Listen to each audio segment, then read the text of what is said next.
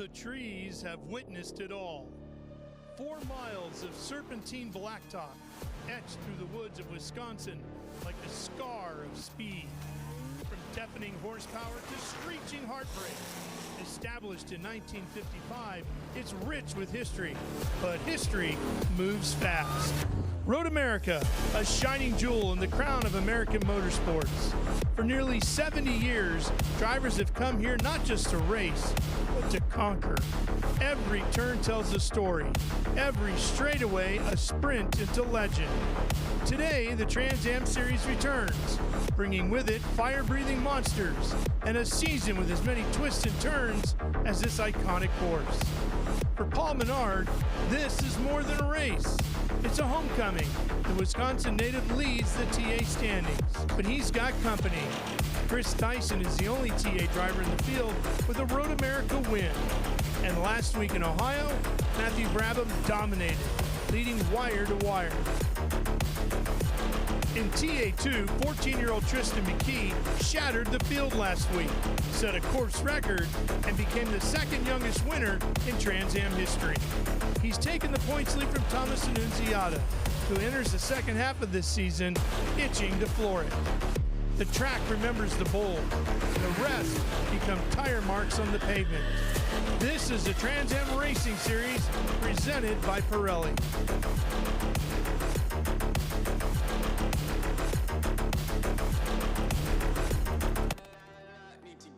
They call Road America America's National Park of Speed, a 4-mile stretch of asphalt that slices through the Wisconsin countryside, through places like Moraine Sweep, Hurry Down, Kettle Bottom, and of course, Under Valley.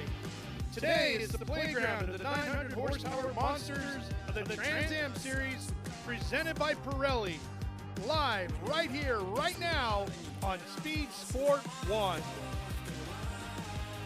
Hi everybody, Ralph Sheheen with you here at Road America alongside my good buddy Andy Lally. It is hot. I'm sure it's hot everywhere you folks are as well, but it's going to be a warm one for the drivers today. What else is hot is the championship fight at the top, because we've got some really fast guys. Paul Menard, Adam Andretti, Tomy Drissi, Chris Dyson still alive in this thing. Everybody needs to get 100 miles in today, Andy, and maximize those points. We've got our hometown hero, Paul Menard. He's won here in Xfinity before. Obviously, he's going to be quick here, but we've got a Dyson Racing Sweep that those Jim Weed cars are taking up the entire front row with Brabham and Dyson here, trying to make their charge back. Chris obviously way down in the points. All he cares about is a win, and Brabham doesn't even know when he's going to be racing week to week like this. We're hoping Masood gets back here soon, but in the meantime, Brabham has been absolutely really just driving his butt off and putting on a big show here, and he's done it again here on the pole. Yeah, he's absolutely stellar. 2 weeks in a row, 2 poles. Matty Brabham just showing the speed, and if Masood or Chris aren't careful, there's going to be another guy as the full-time guy over there, right? Time to break out a third car. Yeah. He is definitely earning the spot. Well, we had a chance to meet the man himself, Matt Brabham. Hey there, I'm Matt Brabham. I'm driving here in the Jim Weed Ford Mustang for Chris Dyson Racing. I've done a couple races this year and been racing other stuff as well, other series, but yeah, glad to be here. My story and how I got here is quite a bit different to most. I've raced almost every single series in the world except for Formula One. I've raced IndyCar, I've raced V8 supercars in Australia.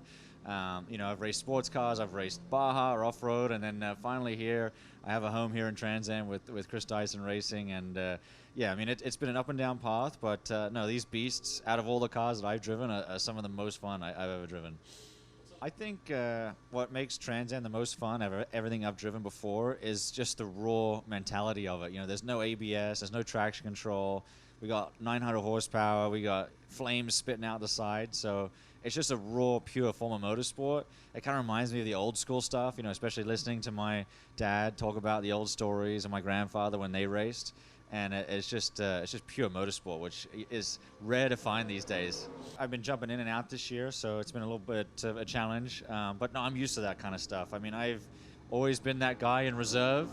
I feel like my whole career I've always been on the sidelines, ready to go, and I'll do 1 or 2 races and do really well. So, I mean, I don't have to prove anything, but for me personally, I like to make the most of my chances. And yeah, especially all the guys give me a hard time. They're like, why are you pushing so hard in practice? Like, you're making us look bad. Well, I'm like, well, I don't know how many practice sessions I'm going to get. You know, I might have to jump out here and hand the car over to someone else. So, no, I love to go out there and lay it down on the line. And yeah, I mean, obviously I'm not trying to prove anything, but for sure I have that little bit of an added fire to get the most out of it when I do get a shot. Yeah, so obviously I got a little bit of a name. You know, there's some good names in the Trans Am series. So my family heritage obviously started with my grandfather. I grew up with him on the Gold Coast in Australia, so I got to spend a lot of time with him growing up. Definitely an old school, you know, rough on the edges kind of guy. But yeah, I mean, obviously he raced Formula One, won all the championships that he did. My dad. Racing here in the States in sports cars, and obviously my uncles that race as well. So yeah, a lot of family history. My mom, she races jet skis, and she was you know, obviously racing the World Finals and a factory rider. So yeah, I mean, even from my mom, my dad, everyone in our family races, and it's so cool to be a part of a racing family that understands how it all works. What an incredible family lineage the Brabhams have. I mean, all the way from the top, Sir Jack, working your way down. I mean, it's just every single one of them a winner. The racetracks and the diversity that he has in his portfolio, it's massively surprising that he's not full-time.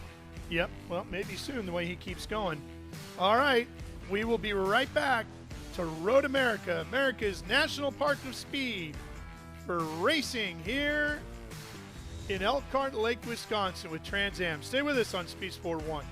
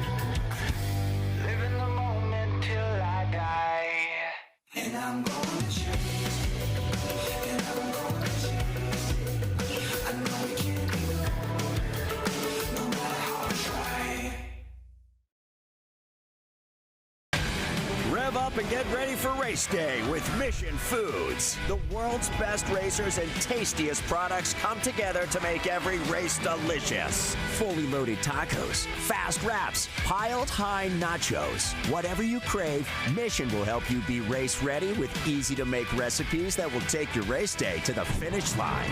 Keep your racing delicious and enjoy all the mouth-watering action. Brought to you by Mission Foods. Too fast, too tasty.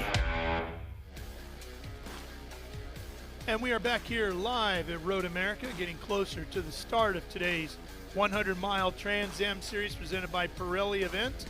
But before we can fire the cars up, we got to go down trackside for some pre-race ceremonies and our fan walk. Let's introduce you now to the third member of our broadcast crew. Here's Ben Sissel. Hey, Ben. Yeah, thanks a lot, Ralph. I'm down here for the Road America Speed Tour. It is absolutely fantastic weather here on the hot pit lane for the fan walk. This is going to be so much fun. This is TA, GT1, XGT, SGT, and GT. We have a ton of new cars, a lot of new drivers. One of our GT1 drivers right here in this beautiful 00, Ray Cobbs, to theme, it looks like a wedge of cheddar cheese here in the Dairy State. Are you having fun here? I'm having a great time. Thank my family, Want to thank my car chief, Mark Myson. It's awesome to be out here on a beautiful Saturday running with some of the best drivers in the United States. I love it. Well, Ray, have fun out there. This is kind of a home track for Rockford, Illinois. Myson over there, so a little bit of pressure on you. Amen. I'm feeling it. Nice. I love it. Well, have fun out there. I'm liking the hat.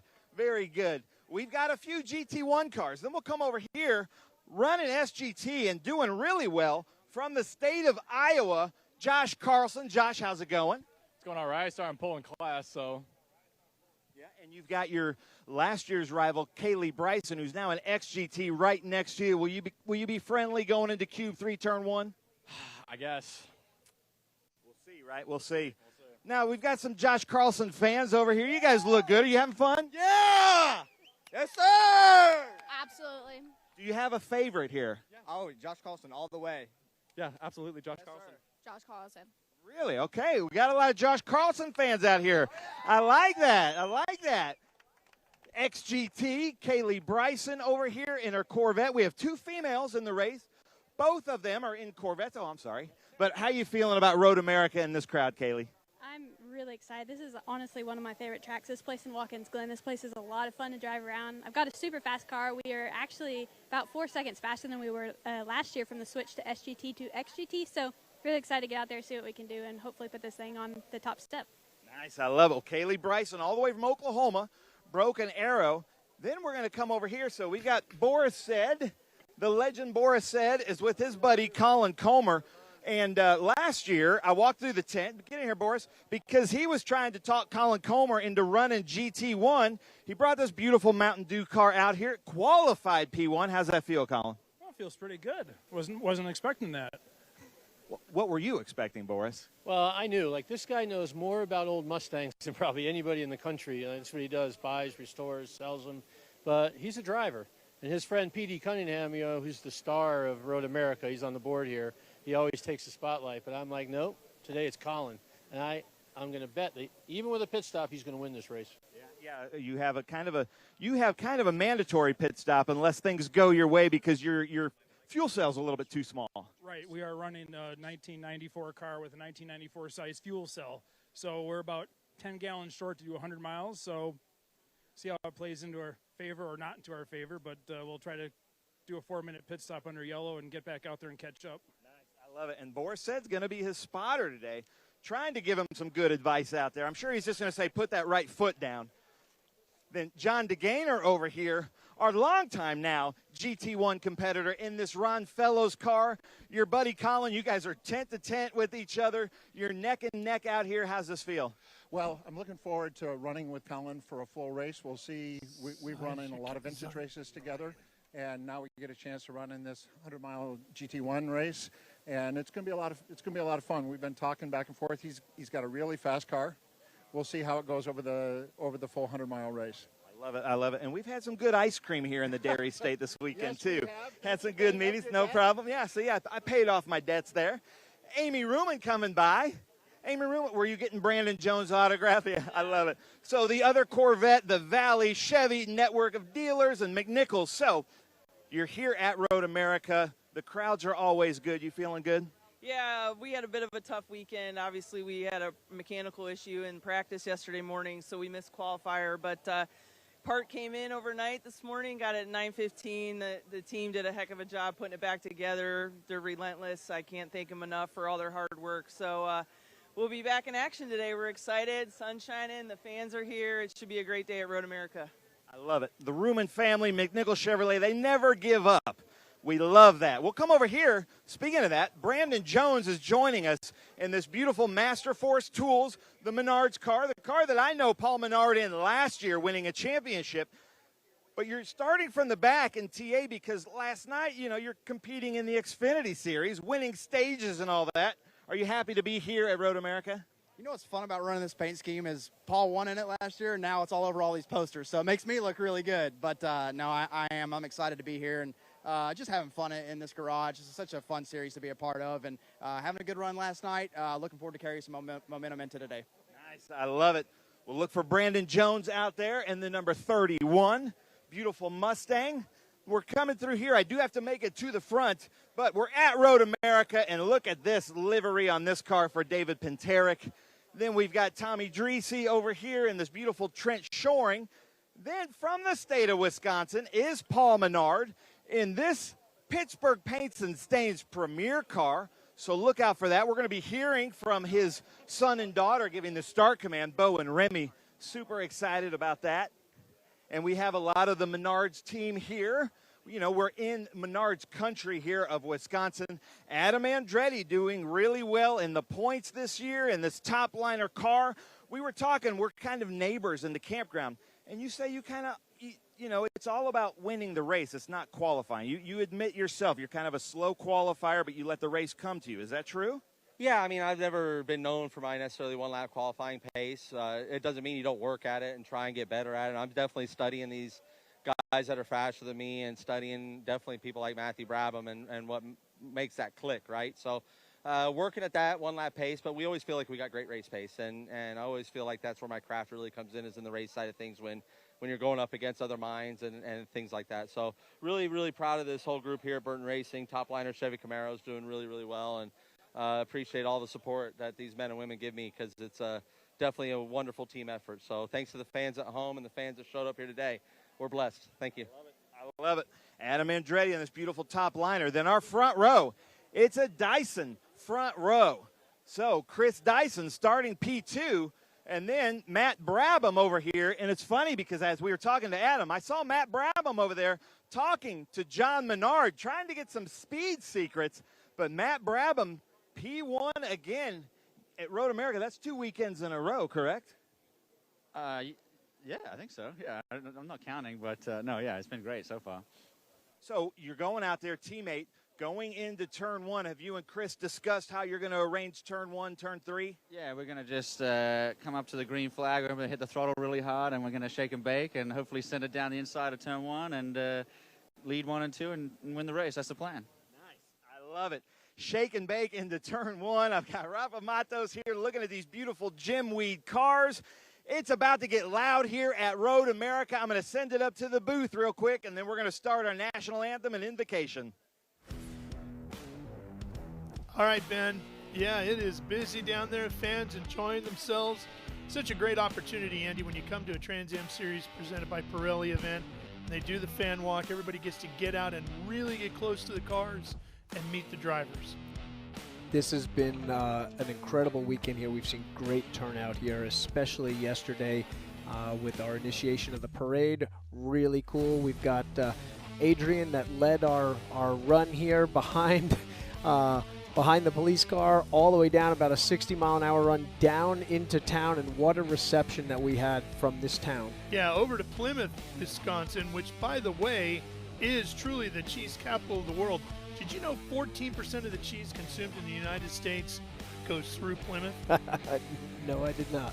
And so do Trans Am cars. As you can see, the fans all lined up along the roadway as they went into the center of the town. And, well, there's a great turnout of fans. Look at them lined up all around. This was miles of people along this route, and then when we finally got to the big right in the middle of Main Street here, look at this. Look at that. The turnout was incredible. Thousands of people turned out for our little car show, and then once we parked and the crowd jumped onto this, it was amazing. Really great afternoon. This all took place yesterday over in Plymouth, Wisconsin, which is about 6 to 10 miles from here at Elkhart Lake. Adrian Vostovsky in the middle of it all. Look at all the great cars out there. And everybody had a great time. And now they've made their way over here to Road America for a wide variety of racing here this weekend. Not just with Trans Am, but we're racing on the sim too. We've got a really cool product here for PMH, for Trans Am, the Speed Tour in general. We bring a trailer with packed full of simulators. We put the Road America track on. We have our drivers come and set a base lap and then let the fans come and see if they can match that. So here we've got Noah trying to throw a lap down. That's Nick Middleton from Cube 3 Architecture, our TA2 series sponsor on there. And the fans can see kind of what it takes, what kind of speed the drivers can do, and what they can try to respond and throw a lap down in return. And These aren't just video game consoles. These are real high-tech sims. So Sim Shop puts together this program for us. It's based on the iRacing model here. We're trying to get our TA2 and our TA cars onto that model here. We're pushing hard for that. It's a good platform, obviously very popular, and the fans that come along here have been enjoying this experience immensely. It's called the Checkered Flag Challenge. If you make it out to a Trans Am Series race presented by Pirelli, stop by and see if you can post the top time. All right, let's go back down trackside once again. Here's Ben. Brandon staff member Bill Knox, also with Road Race Ministries, to deliver the invocation. Bill, take it away. If you'll join me in prayer. Heavenly Father, as we come to you today in prayer, Father, we ask that you wrap your almighty hands around this fantastic facility. Father, we ask that you protect the drivers, the fans, the crews, the officials. Father, that you keep them all safe. And Father, we ask for your special blessing upon the EMS, the police, the rescue workers here. Father, may they have a very quiet day. And Father, we ask finally that you hold our military also within your almighty hands. Father, that you bring them home safely to their families. In your Son's most precious name we pray. Amen. Amen. And the people said amen. And ladies and gentlemen, you are in for a treat. Anton Pietenpoel, one of the best voices we have for the national anthems here at Road America, to deliver the national anthem. Anton, take it away. Oh, say, can you see by the dawn's early light what so proudly we hailed at the twilight's last gleaming, whose broad stripes and bright stars through the perilous fight o'er the ramparts we watched were so gallantly streaming, and the rocket's red glare, the bombs bursting in air, gave proof through the night that our flag was still there. Oh, say does that star-spangled banner yet wave o'er the land of the free and the home of the brave.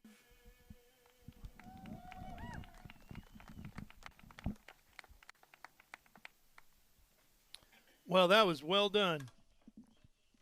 And now we are that much closer to getting these engines fired, producing a big 900 horsepower in the Trans Am cars. And Andy, this racetrack here, just a tick over 4 miles in length. What an amazing layout it is. 4.048. In fact, one of our teams named themselves after the distance of this track. Really cool place. One of the best places to race because it's so stretched out, because you've got such a high approach speed on the entry to these corners. That makes the braking zones longer. That lets you take a little bit more of a chance and try to get next to that guy under braking. Try to beat that driver to the apex, and we see that over and over. It happens in 3 specific spots around here, but is just a really amazing place to be, and we see some amazing battles here because of it. Well, you took us for a ride and gave us an up-close look at what a lap here at Road America is like. Hi, my name is Andy Lally. I'm the president of the Trans Am Series presented by Pirelli, and this weekend we are at Road America. We have been racing in the Trans Am Series at Road America since 1970. The most amount of Trans Am races we have ever done. We have completed 65 events here and looking forward to many, many more. Let's hop in this great car and take you around. You are flying into turn 1 here. Really long back straightaway. A little difficult to pick your brake zone out here. Braking about the 4 marker. Really hard on the brakes here. Going to be 3rd gear. Turn it in slightly early. Slow hands all over that apex curbing and picking up that exit as quick as we can to get that full throttle and get that shot out downhill to turn 3. braking at about a 250, 275 marker into turn 3. It's going to be down to 2 gears, 3rd gear, find all that apex curb, skinny little exit curb with a little bit of help on the outside, on the power, long back straightaway here, on our way down to turn 5. On our approach to turn 5 here, we've got a downhill braking zone that's got a slight bit of a curve to it, so your weight is to the outside and hard on the right front before you even get on the brakes. Hard on the brakes here, it's going to even out across the front. Pause, lots of apex curb, lots of exit curb, hard on that gas. Again, listen to this thing rip as we come up to turn 6, the Corvette Bridge. Just a medium brake so we don't get too much over the rise here. All of that apex curb, all of that exit curb again. Very friendly curbing here at Road America. Quick switch back to the left side and then an early dive in for the very famous carousel here. You're in this corner for like 7 minutes, it feels like. You're feeling that front end. That left front's given out as you go over the crest of the hill. Typically, if the car's good, you'll get a little bit of rotation. It'll point back down at the bottom. Just nip that apex curb, and you don't have a lot of room to play with. Right, just nipping that exit curb here. Now, real pucker factor, the kink. No brake, big mile an hour, 150 miles an hour at the apex. Just threading the needle right through here. Usable curving, but man, you don't want to use too much of it here. We've seen horrible, horrible things happen when you miss this corner. That exit speed brings you flying down 180 miles an hour down to Canada Corner. Big, big, big, big, big, big, big brakes all the way down through the gears. 2nd gear again, all over this apex curb. Watch the track out curbing because it's a little more slippery than a lot of the other corners as we sweep into turn 13, another fast corner. Just lifting out to half throttle, all over that apex curb, jumping on it, all over this exit curb, across the access road, bring it back to the left side, hard on the brakes, now medium on the brakes, light trail on the brakes as we dare ourselves. How early can we get off the brake? Still roll that mid-corner speed, and then get on it and rip out of the corner and onto the longest straightaway of the day. Road America, as we cross the start-finish line, one of these guys in our TA2 and GT classes is going to get to win this race, and it's always mega, mega exciting. And that's a good lap at a pretty quick pace around the America's National Park of Speed here at Road America. So, which is longer, feeling-wise, going through the carousel or the front straightaway? The carousel seems like you're just loaded in it forever because there's a huge amount of entry speed in it, and then it's that portion where the front really isn't responding that much, and you're waiting for this. It's hard to see in that video, but there's an elevation drop that's not consistent. You know, you're going downhill, downhill, downhill, and then there's like this little cliff, and the car's just gonna float over for that, and you're timing for how much speed you bring in, which you instigate like 100 yards before that. You know, you're not on the brakes in the carousel. You're just slowly rolling out to a point where you're just trying to get that rotation, and you don't really see that little cliff until you're just on top of it. And as that rotation comes through, it seems like it's taking you forever to get there. When you're actually on the front straightaway, it seems like it's pretty simple, and it is to drive, but that's a systems check. That's the clearest time you're going to talk to your crew chief. You're going to be checking your mirrors. You're going to be getting information about how much time is left in the race, where your competitors are, all sorts of stuff that you consider. So that front straightaway goes by really quick because you're also thinking, okay, what did I do last time into turn 1? Did I leave a little bit on the table? Can I go a little bit more? Was I at the 4 marker here? Can I push this to the 3 3/4 without missing the apex? There is a lot in your mind on that front straightaway that makes that time go by much quicker than that carousel. Look at that carousel. It is so long. I mean, you're looking at like essentially a wider radius than we have on most NASCAR ovals here. Yeah, and if you go down there, it actually winds through an old gravel pit, and there's remnants of it still down there if you make your way over to the carousel to check it out. Well, let's make our way over to the front stretch again, over on pit lane. Ben, I think it's about time to fire up these engines.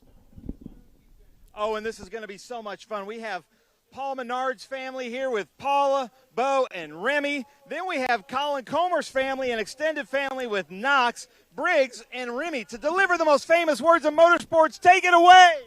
Drivers, start your engines!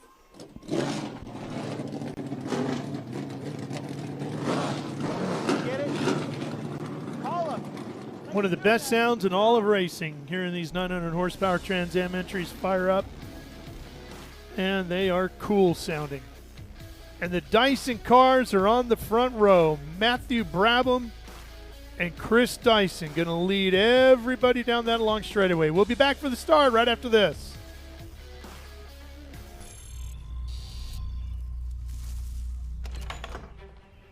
Yes. Hon, the WeatherTech's here. WeatherTech is the ultimate protection for your vehicle. Laser measured floor liners, no drill mud flaps, cargo liner, bump step, seat protector, and cup phone. What about my car? WeatherTech.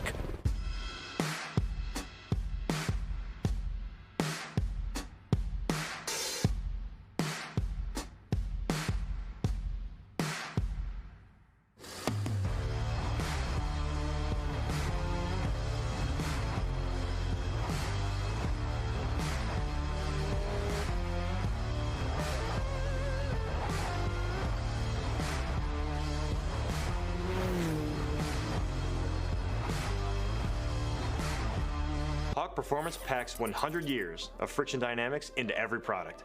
Backed by Carlisle Brake and Friction, the world's premier innovator of industrial brake and friction components, Hawk leverages R&D tools and motorsports experience to deliver uncompromising performance on the street. There's no reason to settle for less. Choose pads that are race-proven and street legal. Find the Hawk Performance brake dealer near you at hawkperformance.com.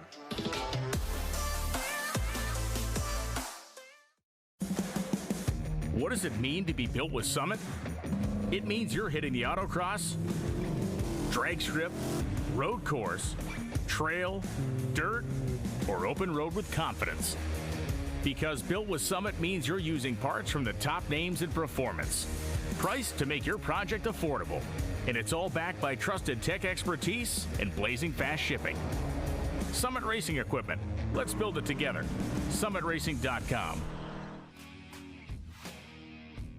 Welcome back here to Road America as you look at some of the activity taking place all around this racetrack. The Optima Ultimate Streetcar Challenge going on, and our Trans Am cars are rolling around the racetrack. So let's take a look at the track map for here in Elkhart Lake. Little over 4 miles in length, 14 turns, Andy. How about we go for a run? This is one of the coolest tracks to race here. Trans Am cars getting up the big speed into our Cube 3 Turn 1. They have to navigate an uphill entry with a flat braking zone here. As we come down to Turn 3, we're getting a downhill straightaway down into our Mission Foods Turn 5 here. 2 tight corners back to back. Turn 5, Turn 6. Very tight, basic 90-degree corners, but very different from each other. One's going downhill, one's going uphill. Down through 7, 8, 9, and into the long carousel. They give it 2 numbers. It's so long. Through our fast kink, down to Canada corner, up through 13, and coming out back onto our long front straightaway of turn 14. That's 1 lap at Road America. There's the layout, and we are getting ready to go for one of the best races all year here in the Trans Am, presented by Pirelli Series. There is a fair amount of elevation here at Road America. When we talk about racetracks with elevation, everybody always thinks about Laguna Seca, obviously, maybe a Lime Rock, places like that. But here at Road America, it's not as drastic or dramatic as it might be at Corkscrew, but as you're climbing up that front straightaway, when you're coming to that hill, go up under the bridge, it looks like a mountain in front of you. It is actually a bit unnerving when you're in a fast car coming out of there the first time, and especially like when this field is going to come to the green. And this is I've been coming here for 30 years now, and it still happens. You come under the bridge and you've got your left foot over the brake pedal just to hover as you're trying to get as close as you can. That right foot's kind of standing on the gas and just staying with the guys. You're getting ready to come to your start, and you think, I'm going to come over the crest of that hill, and there's going to be there's the start finish, but you've got another few hundred yards before you actually get there. But your anticipation, because when you come out of the last corner, you're always expecting to see that flag stand, that flagman getting ready to wave and start this race, and you're a bit on edge a solid 30 seconds before you actually should be. You can crest that hill, see the deal here, and we're going to be going green, and these drivers are going to be feeling that right now as they get bumper to bumper, and we get ready to go racing here. Well, here it is, that big, long front straightaway. Everybody under the control of Matthew Brabham right now. Matty Brabs on the far right. He's going to have the inside line going into turn number 1. See what his teammate Chris Dyson can do pressure-wise. And don't forget, right behind him, you've got Paul Menard and Adam Andretti. 2 more of the big combatants in the championship. There's the green, and we're racing here at Road America, live on Speed Sport 1.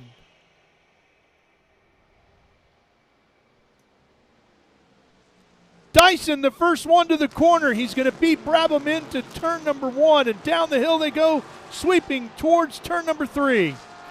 Andretti taking advantage of Paul Menard there, as well as Tomy Drissi slotting into 5th place just in front of David Pintarek. Yep, Amy Ruman right behind that, and then a battle of a couple of very cool Mustangs after that.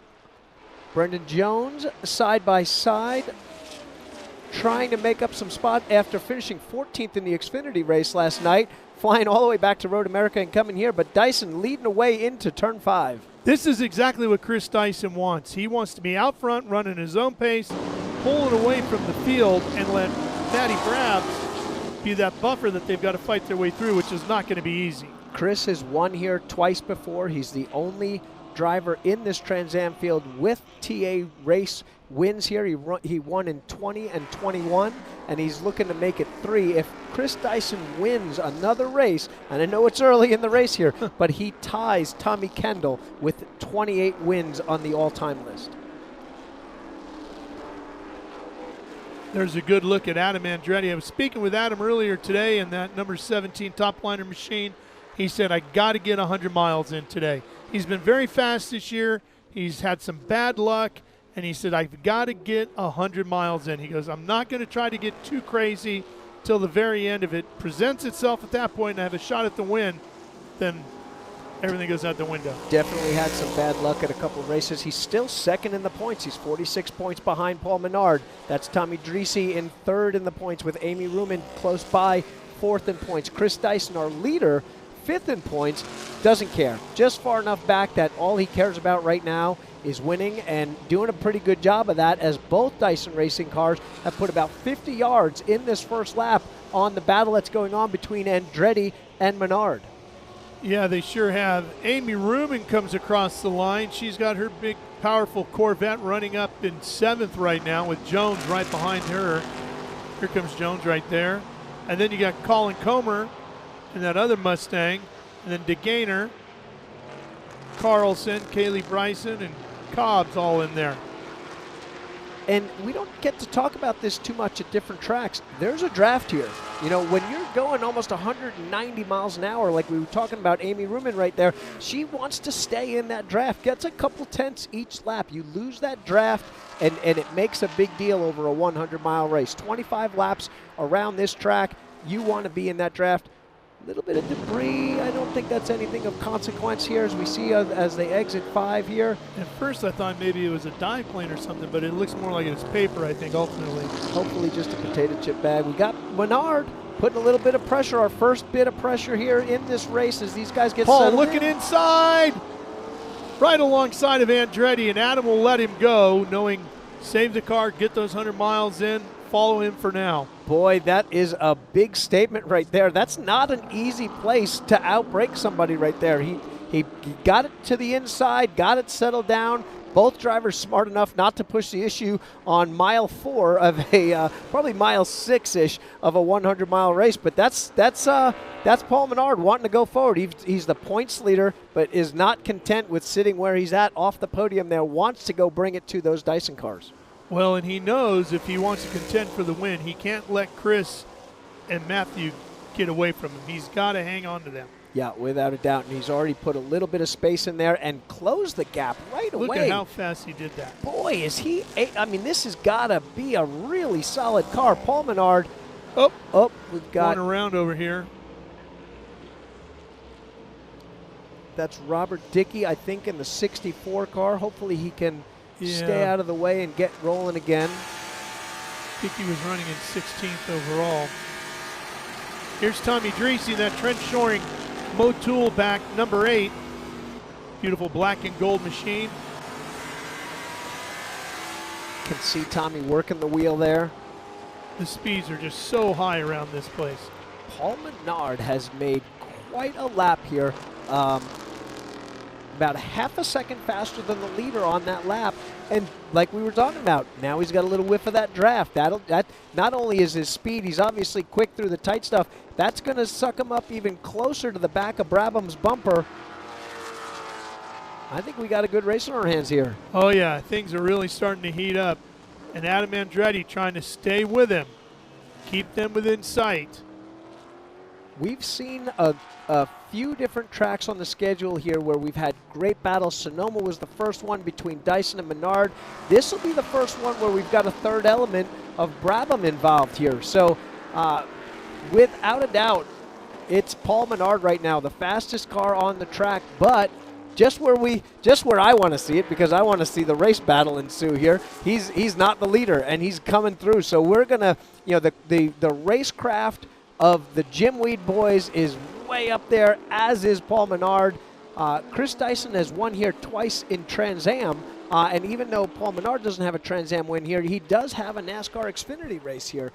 He won here, I think, in 2014 with a really solid run with RCR. Look at how he's right here all over the backside of Brabham as they go through Thunder Valley. This is going to do two things. One, it's going to put pressure on Brabham to turn it up and try to get to the back bumper of Chris. But if he defends like this, he's going to lose the draft of Chris, and that's going to leave him a sitting duck for Paul Menard to try to outbrake, get that draft on the end of the straightaway here. Both of them tucked in pretty tight. Andretti really wheeling it, trying to get back up there, make this a 4-car fight.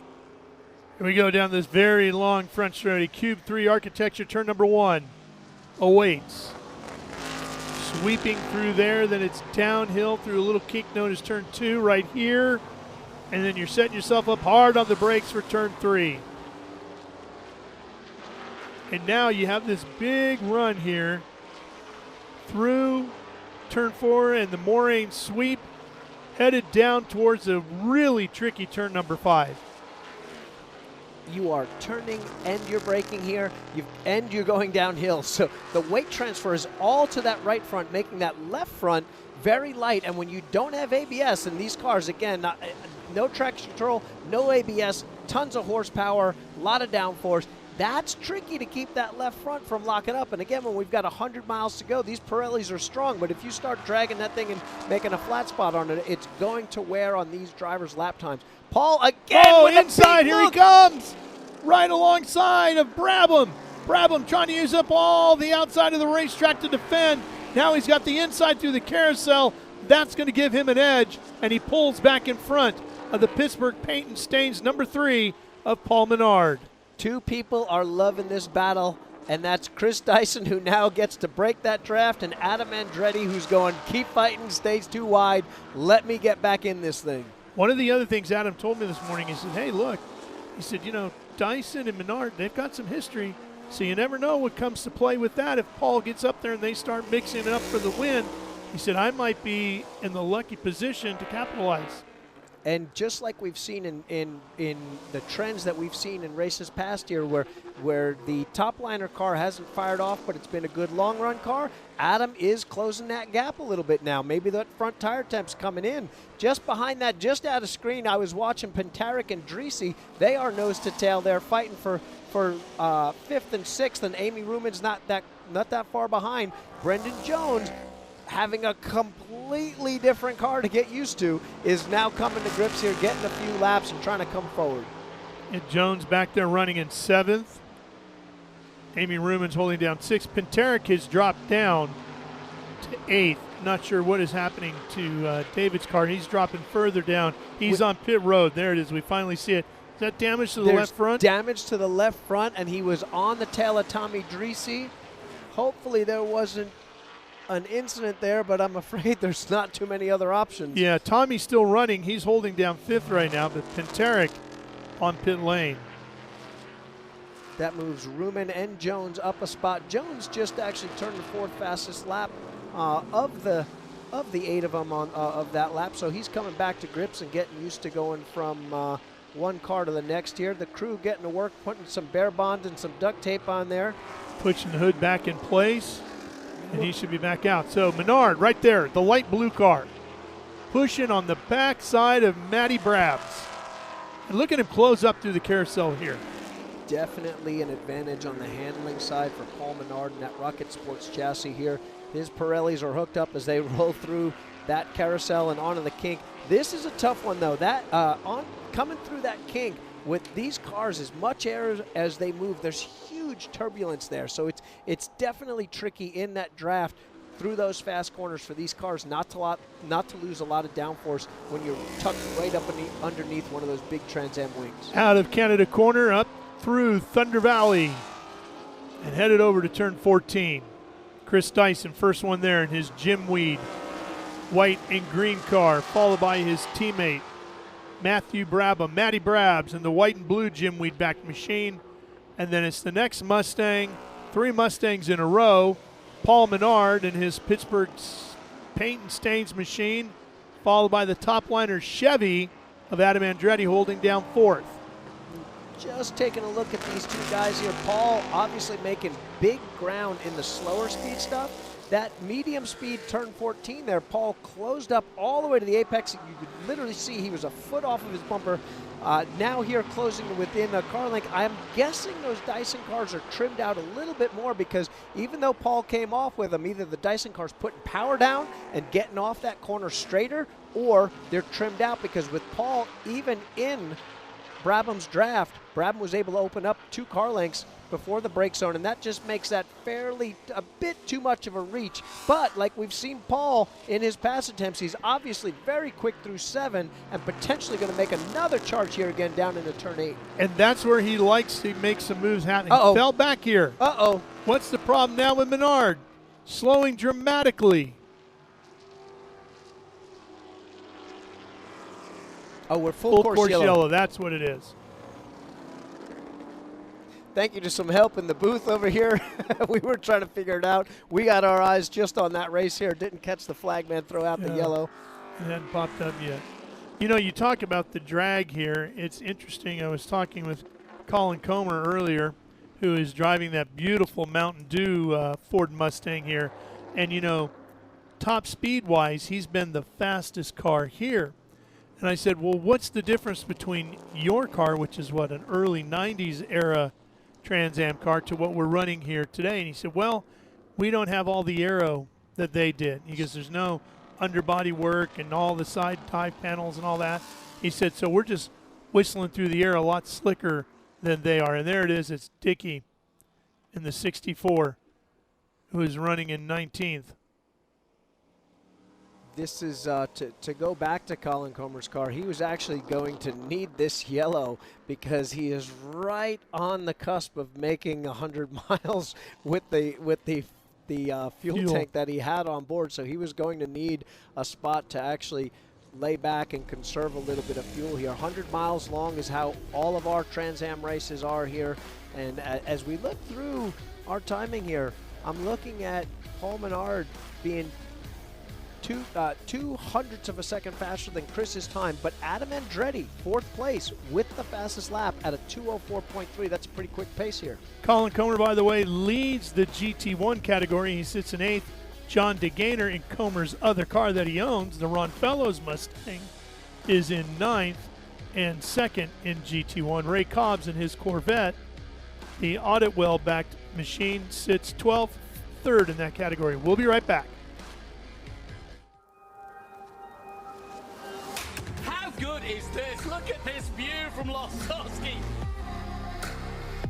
It brings all my fans, it brings the audience into the car with me. Speed turn, 140 mile an hour entry speeds. The quickest and most efficient way for me to get information to my drivers is from using the V-Box HD2 system.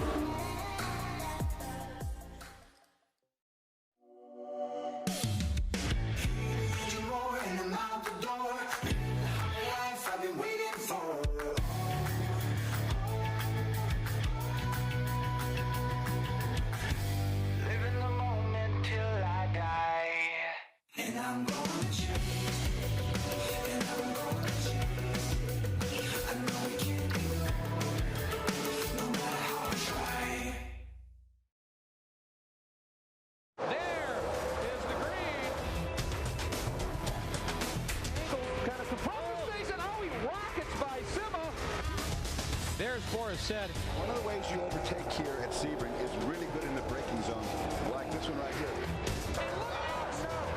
Both go around. There's the green. We are back and at it. Watch this. Oh, look out. Miller, look out.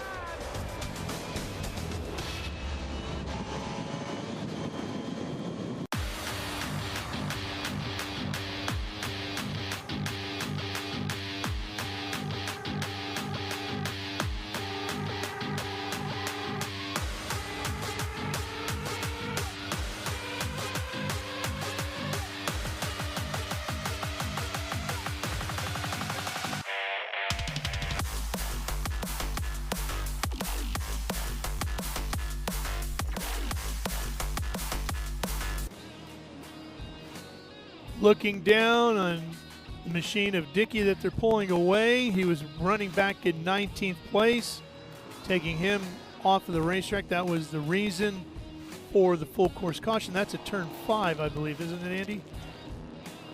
That is turn 5. I thought we saw him on the inside of 6 before, but they've been unfortunately having troubles with that car all weekend. We see our GT1 leader. I was referencing them not thinking they could make the entire race here. We enter our GT1 cars, which is a kind of a throwback, this awesome Mountain Dew paint scheme. This car's got some great history. Coming in for a fuel stop here. So our GT1 leader topping off just to make sure he can go the distance. Had a really good qualifying lap. Has had a race lap that's about 1.5 seconds faster than the Gainer. Now he's going to have to work his way back up with that number 6 Mountain Dew car. And we referenced a minute ago the top speed. Same motor, barely any downforce on that thing. So it goes super fast to the top. Okay, so get that one all squared up and ready to go. The field forming up behind the pace car, and we should be ready to go. This gives Tomy Drissi an opportunity to close back in too. He's been running in 5th right along, sitting behind Adam Andretti, but now he's right on his rear bumper. We see again our fast lap with Adam Andretti, but then when we break it down, we look at Tomy Drissi and Amy Ruman, who always seem to find each other somehow. Their fast lap is within a 10th there. David Pentarek in our 57. Obviously some extremely important engineering changes we're doing to the nose of that car here. That's not aero I think they found in the wind tunnel. That's just aero here on the front straightaway kind of thing. And they're rushing right now because the pace car's coming. They want to beat that. They want to beat that pace car out and stay on this lap here. Cliff Tuft is the man that got Road America built and put together. He got together with a bunch of local influential people as well as the Chicago region of the SCCA. He came up with a plan. He was a highway engineer, so he mapped out the circuit on some farmland that he found here outside of Elkhart Lake. And what he did, Andy, he went and drove all around the region and found his favorite corners and then brought those ideas here to Road America and incorporated them into the 4+ mile layout. They broke ground on the track in April of 1955. It held its first race in SCCA National here in September of that year, and he was named the track president. And Trans Am has been coming here since 1970. We've done 65 events. This is the 66th race, which is the most of all time. They just don't make tracks like this anymore. I can't stand that they don't. They're all big parking lots with lots of asphalt runoff here at these new places, and we're just probably not going to see a whole lot of Road Americas built in the future, but that's why this is such a popular venue. So many different kinds of racing comes here. Trans Am is definitely proud and is planning to come here every year that we can in the future. Getting ready to head back to Green, but let's go find out the story on David Penterek's car. Here's Ben. With Ryder and American livery on all of their uniforms, but also David Penterek's car. But I saw him come in with some front end damage. Matt, what happened? I believe Drissi lost a little control maybe, and we hit him. I'm not exactly sure where. It tore up pretty good. It tore the car up pretty good. We put a lot of tape on it. We came in under the code 60, tried to add more tape. He said something fell off. We don't know what that was, but we'll see what we can do. Stay out there, stay on the lead lap. That's all we can do. Hope for another full course. For some reason, David Pinteric has just kind of had a target on him. He's running really well. So happy to have him back in the series, but I don't know what it is, but he's finding other cars, isn't he? Yep, he just got surprised by Tommy. I don't know if he braked a little earlier than he thought, had a problem, I don't know, but we rear-ended him, I believe. Best I know. That's all we know down here. Back to you, gentlemen. All right, Ben. Boy, David Pinteric has had a really up and down year, hasn't he? Definitely been a bit of a tough one there for him. A huge accident at Sonoma. The last race that we were at, Mid-Ohio, definitely didn't go his way, and now another one. But I honestly, I tell you, this guy's got the best attitude. And, I'm not making fun of his age or nothing. I'm actually going to compliment him here. This is one of the most fit guys in the entire field. No cool suit, no helmet blow. You see these other guys getting out of here, sweating their butts off, needing the water, wanting a Gatorade, almost about to faint. And this guy gets out and he's happy. You could plug him in and run another 100 miles. David Pinteric is a solid dude and super, super, super fit. So super unfortunate to see him not having a good day here. Hopefully he can get back in it and at least show some good pace here and get ready for Watkins Glen coming up in 2 weeks. And he's got a lot of friends here in the paddock, too, at Trans Am, because after that big wreck at Sonoma, a lot of people chipped in and found ways to help him out, get the car ready to go, get him back racing in it once again. Yeah, the community here in Trans Am is pretty tight, and it's great to see that these guys step up and help each other when they're in need. Down into Canada corner here. Going green this time. Yep. Lights are off on the pace car, and we're about ready to go.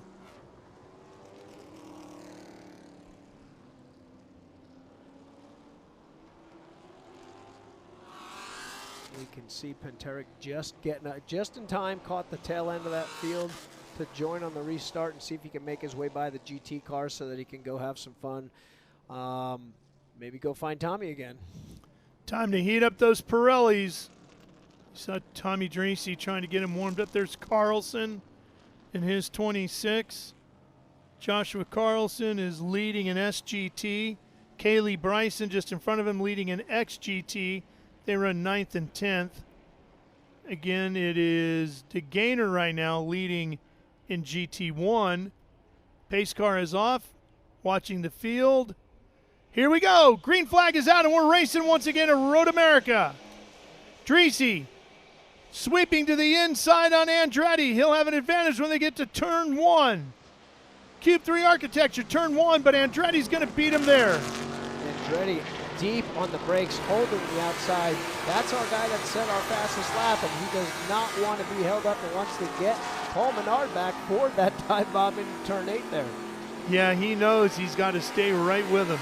2, 3, and 4 coming off turn 3, nose to tail here. Big mile an hour into turn 5. Chris has got a little bit of a cushion. He can focus on his line, but Brabs has a mirror full of Paul Menard. You see Drissi's speedometer just rising as they well up into 160 miles an hour as they get set for turn 5.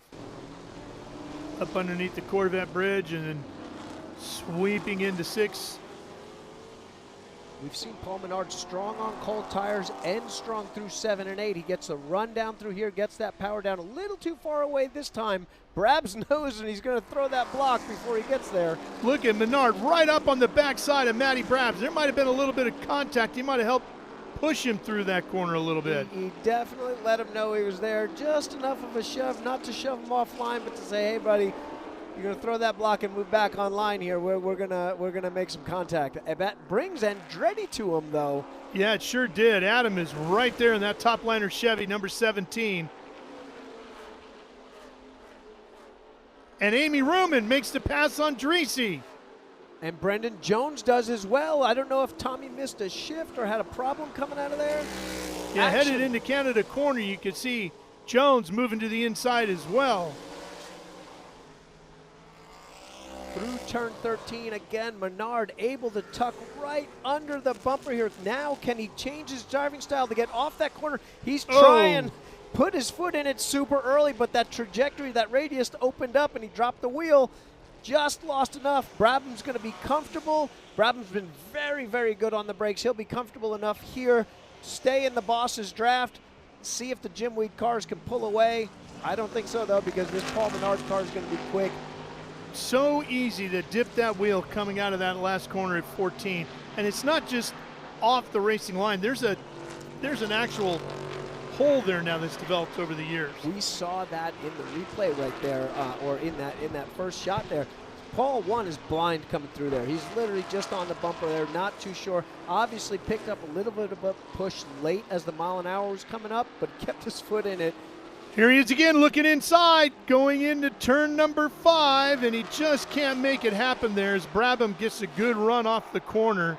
Takes advantage of all that excess runoff you have there at 5. Both drivers heads up there. Paul desperately wanting to get by. Brabham giving him a little bit of giving him that car length on the bottom, but Paul staying on the brakes a little bit longer, knowing that that was a little bit of a late move and it wasn't going to happen. These guys survive another corner and get to live to keep pushing this pace, try to get back up to the lead there. Brabham, we keep seeing him come off the bottom there. I can't tell if that's understeer or if he's purposely going to diamond that corner where he rushes the entry, kind of pauses that middle fifth. Paul drops a wheel again. Not a place you want to carry a bunch of dust on the left rear as you come through a 150-mile-an-hour kink. And not friendly to Adam Andretti, who's driving through a dust storm every time he gets there. Without a doubt. I mean, it looks like Brabs is about a car length or a lane higher than Menard through the carousel. And that's just one of those things where we've seen Paul take a look 3 or 4 different times this week. If Paul's close and he sees 3/4 of a car width there, he's definitely going to be tempted to try to get the entire car shoved in a 3/4 width spot there and make that position, because for sure he wants this win. This is he's the points leader, so maybe his crew chief's on the radio right now going, hey buddy, chill, there's a lot of miles left in this thing, but Paul knows this is Wisconsin, hometown boy, he wants his W. You saw the top speed heading into Cuban turn number 1 for Chris Dyson, nudging 180 miles an hour. Now sweeping down here to turn number 3. These guys are still full tanks, so as these cars get even lighter, these cars are going to get even faster down that straightaway. Under the bridge and down through the Moraine sweep as you start thinking about turn 5. How far over to the right do you want to be here, Andy? On a car this fast, you actually, like on some of the high downforce cars that aren't going that fast on the top end, it's easy to kind of keep that outside line here, but with a car like this, you're chopping off a little bit of that little dog leg, but then you're going to make yourself all the way to the right to get through here. I'm really actually pleased at how supple these cars look over these curbs. These apex curbs are rough, but they have grip on them, so you want to use them. But they are also extremely hard on half shafts, on transmissions, on pinions. We've seen cars break this weekend. Again, we see Brabs push off the bottom there. Maybe it's to straighten out to try to get that run off the corner, and Paul putting his nose in there. Still some dirt left over from the last time he dropped the wheel through there. Adam Andretti, surprisingly, had that pace super early, set fast lap, has fallen off the back of these guys a little bit. Yeah, he's about 3 seconds behind Menard as they go into Canada corner. And all those rumble strips out there, a lot of curbing to use. Amy Ruman, P5. She actually gained 0.3 of a second on the 4th place car of Adam Andretti there.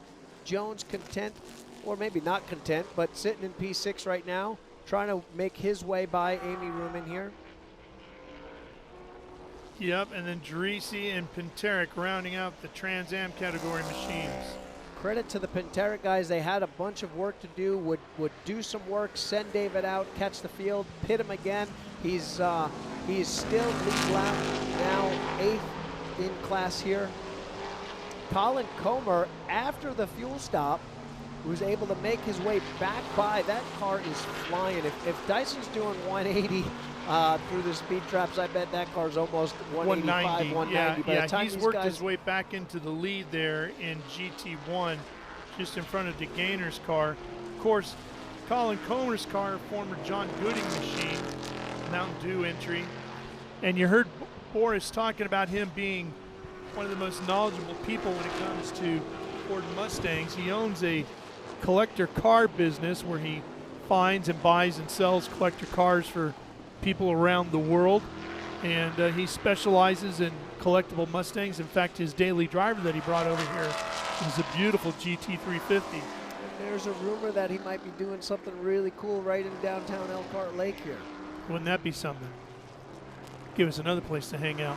Yeah, I'm down for that. We could use some fun spots to hang out in Elkhart Lake here, and, especially if it involves some really cool old race cars. Good look at the gap there between first and second, between Dyson and Brabham, and then you can see Menard hung right on the backside of Brabham. Down through the kink. You hold your breath every time on that one? Man, you tighten up for sure, buddy. You come in there, you assess the last time what that car felt like and how deep you went before you lifted out of that gas, and ask yourself, was this that close? Did I have another few inches I can go before I drop a wheel there? And you make these micro adjustments, and you have to do it like that. You can't take big swings at the kink or it will not pay off in a good way here. I went flat through there once or twice when I raced here, and it's like I can't imagine what it's like in one of these cars. This approach speed is like nothing else. The prototypes aren't doing that. Nothing else is showing up to the kink as fast as a 900 horsepower Trans Am. You are just eating up the asphalt at an incredibly rapid pace, as you see from Chris Dyson's view. Inside the Jim Weed Ford Mustang. Dyson, the multi-time champ, sweeping down through turn 3. Headed over to the Moraine sweep, and he'll start thinking about his braking point for turn 5. Andy, one thing that's very interesting about Road America, unlike Mid-Ohio where we were last weekend, all the corners at Mid-Ohio are so tightly connected. You get in your rhythm. If you make a mistake, it can take you half a lap to find your rhythm again. But here, as you just saw, you come out of 5, then you got this long straightaway before you get to the next corner, and then another bit of a straightaway and another bit. So there's plenty of time to think, reset, and get ready for the next corner if you make a mistake. 6 to 7 and 8 to 9, 8 to the carousel essentially, are the only corners that are even mildly connected. You've got a relatively flat platform on the entry to every single corner here. We're at Mid-Ohio from turn 4 to turn 11. The steering wheel is never straight. It's the absolute opposite. Road America is probably the only track that we run on all season long, maybe the only track in the country that has no what I would call transitional corners, where you're still loaded from one corner and right back into the other. Here we're looking at Comer. Colin Comer here. What a great looking car. So cool. Really cool memories back. I love this portion of our Trans Am field, bringing back the GT1 cars. We're trying to encourage guys to bring these out of the mothballs. They're still very fast, very capable cars, and we want to see them come back here. Some of the guys are bringing them back, like John DeGainer's AER car here, Speed Dreamin' Racing here, our current points leader in GT1. And Tomy Drissi with a Trent Shoring Motul back number 8, taking us for a ride as Paul Menard crosses the line, still holding on to third with 13 laps remaining. Scheduled for 100 miles here with the Trans Am Series presented by Pirelli. You're watching it live on Speed Sport 1. We'll be right back.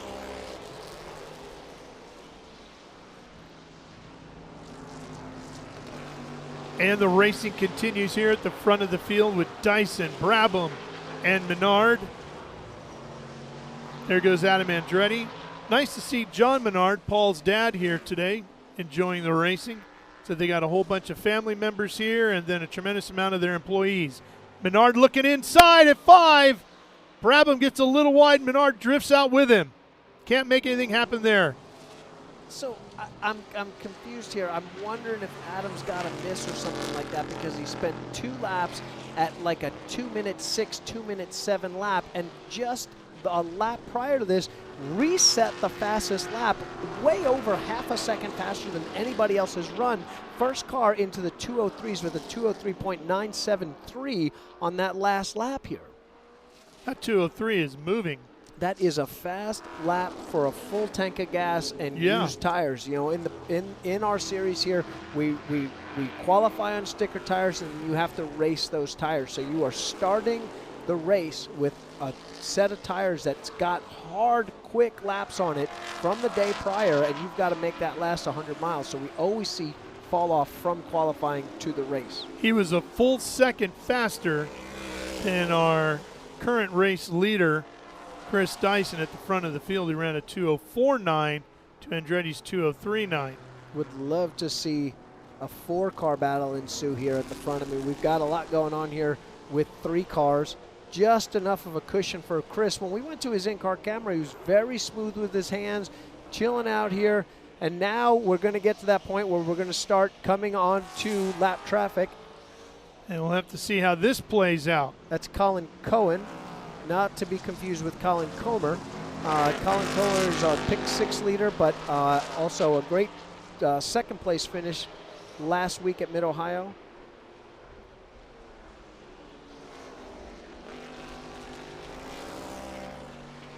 Back live at Road America, and our race leaders are working through traffic now as they come down through the Moraine sweep, headed to turn 5. There goes your top 3. And Adam Andretti still running in 4th. And Andretti actually putting in the quickest laps of the race so far. Adam Andretti, for those that weren't tuned in on the break here, first car to break into the 203s. Really quick lap. Do you see a weakness in Matty Brabham's car at all that Paul Menard can capitalize on? Braking. I mean, we're seeing it. It's where if there's a fast sweeper, where I see his strength is coming off the corner, but for some reason he's not coming off of turn 7 very well, and he's not really perfect off of turn 3, which is why we've seen the look into 8 and the look into 5. You know, fast stuff like this he's doing really well. Brabs is doing really well at, so he keeps that gap. And it's just enough that there's no way he's going to make a lunge into Canada without a mistake. I think he gets, we're seeing Paul, in the fast corners that you use a lot of curb, as turn 7 and turn 13. In both of those corners, here's one of them, turn 13, Paul gets a run, and he's able to make that transition and get right to him so that when we see him by the time he gets to 14, he's in the Brabham's draft. That corner, though, is just fast enough that you get to lose some of that arrow there, and Paul doesn't get off the corner. We see Brabham is able to put 3 car lengths from the apex of 14 to start finish, and it gets him comfortable. Let's see what Adam Andretti does now as he crosses the line. Here comes your race leaders. There you see Adam in the distance. See what kind of a lap time he turns at 2:07.759. So Andy, it's just interesting. He's hot and cold on his lap times. Very, very interesting there. I swore we saw a 2:03 here. It's not set up on best time, so maybe that was just a glitch on our side. But we're seeing him go from a 2:04 to a 2:08 back and forth. I'm wondering if for the second week in a row he's got a motor issue there. Maybe he needs to cool it down. Well, he said the key was he had to go 100 miles today. He knows he's got to keep this car on the racetrack and maximize points. Chris Dyson we see just sneaking by. One of the 40-48 cars. That team, 40-48, 4.048 is the length of this track, and they are just 15 minutes north of the track here. Named their team after the distance of the racetrack. Obviously, Road America fans, it's a very unique plan. Yeah, very, very cool. These guys joining us for Trans Am 40-48 as part of Rob Dickey in our 64, and then Ryan in our 49 car. Porsche 17.8 came in. You're not going to go there, Club Sport. No, it's my buddy Ryan. We can put the name up on the screen if you want it, but I'm going to butcher that. Well, you can see him. He's running in 16th, and you can see why Andy is hesitant to venture into there. You would stand a better chance right now of running flat out into the kink than you would have hit that one right. Then I would accomplish that. He said it once for me, and I just logged it right in the back of my head. So that's my buddy Ryan. That's good buddy Ryan. Not just my buddy, my good buddy Ryan. That's right. Here's one good thing for Adam Andretti, though, too, Andy. He's struggling back and forth, but he's 4th to the points leader who's running in 3rd. So he's not going to lose a ton of points if that's where they finish today. There is nobody cheering for Matty Brabs harder than Adam Andretti right now. You're right about that. 598 points for Paul Menard, 552 points for Adam Andretti, second in the championship. Without a doubt, he doesn't want to see any more gains there.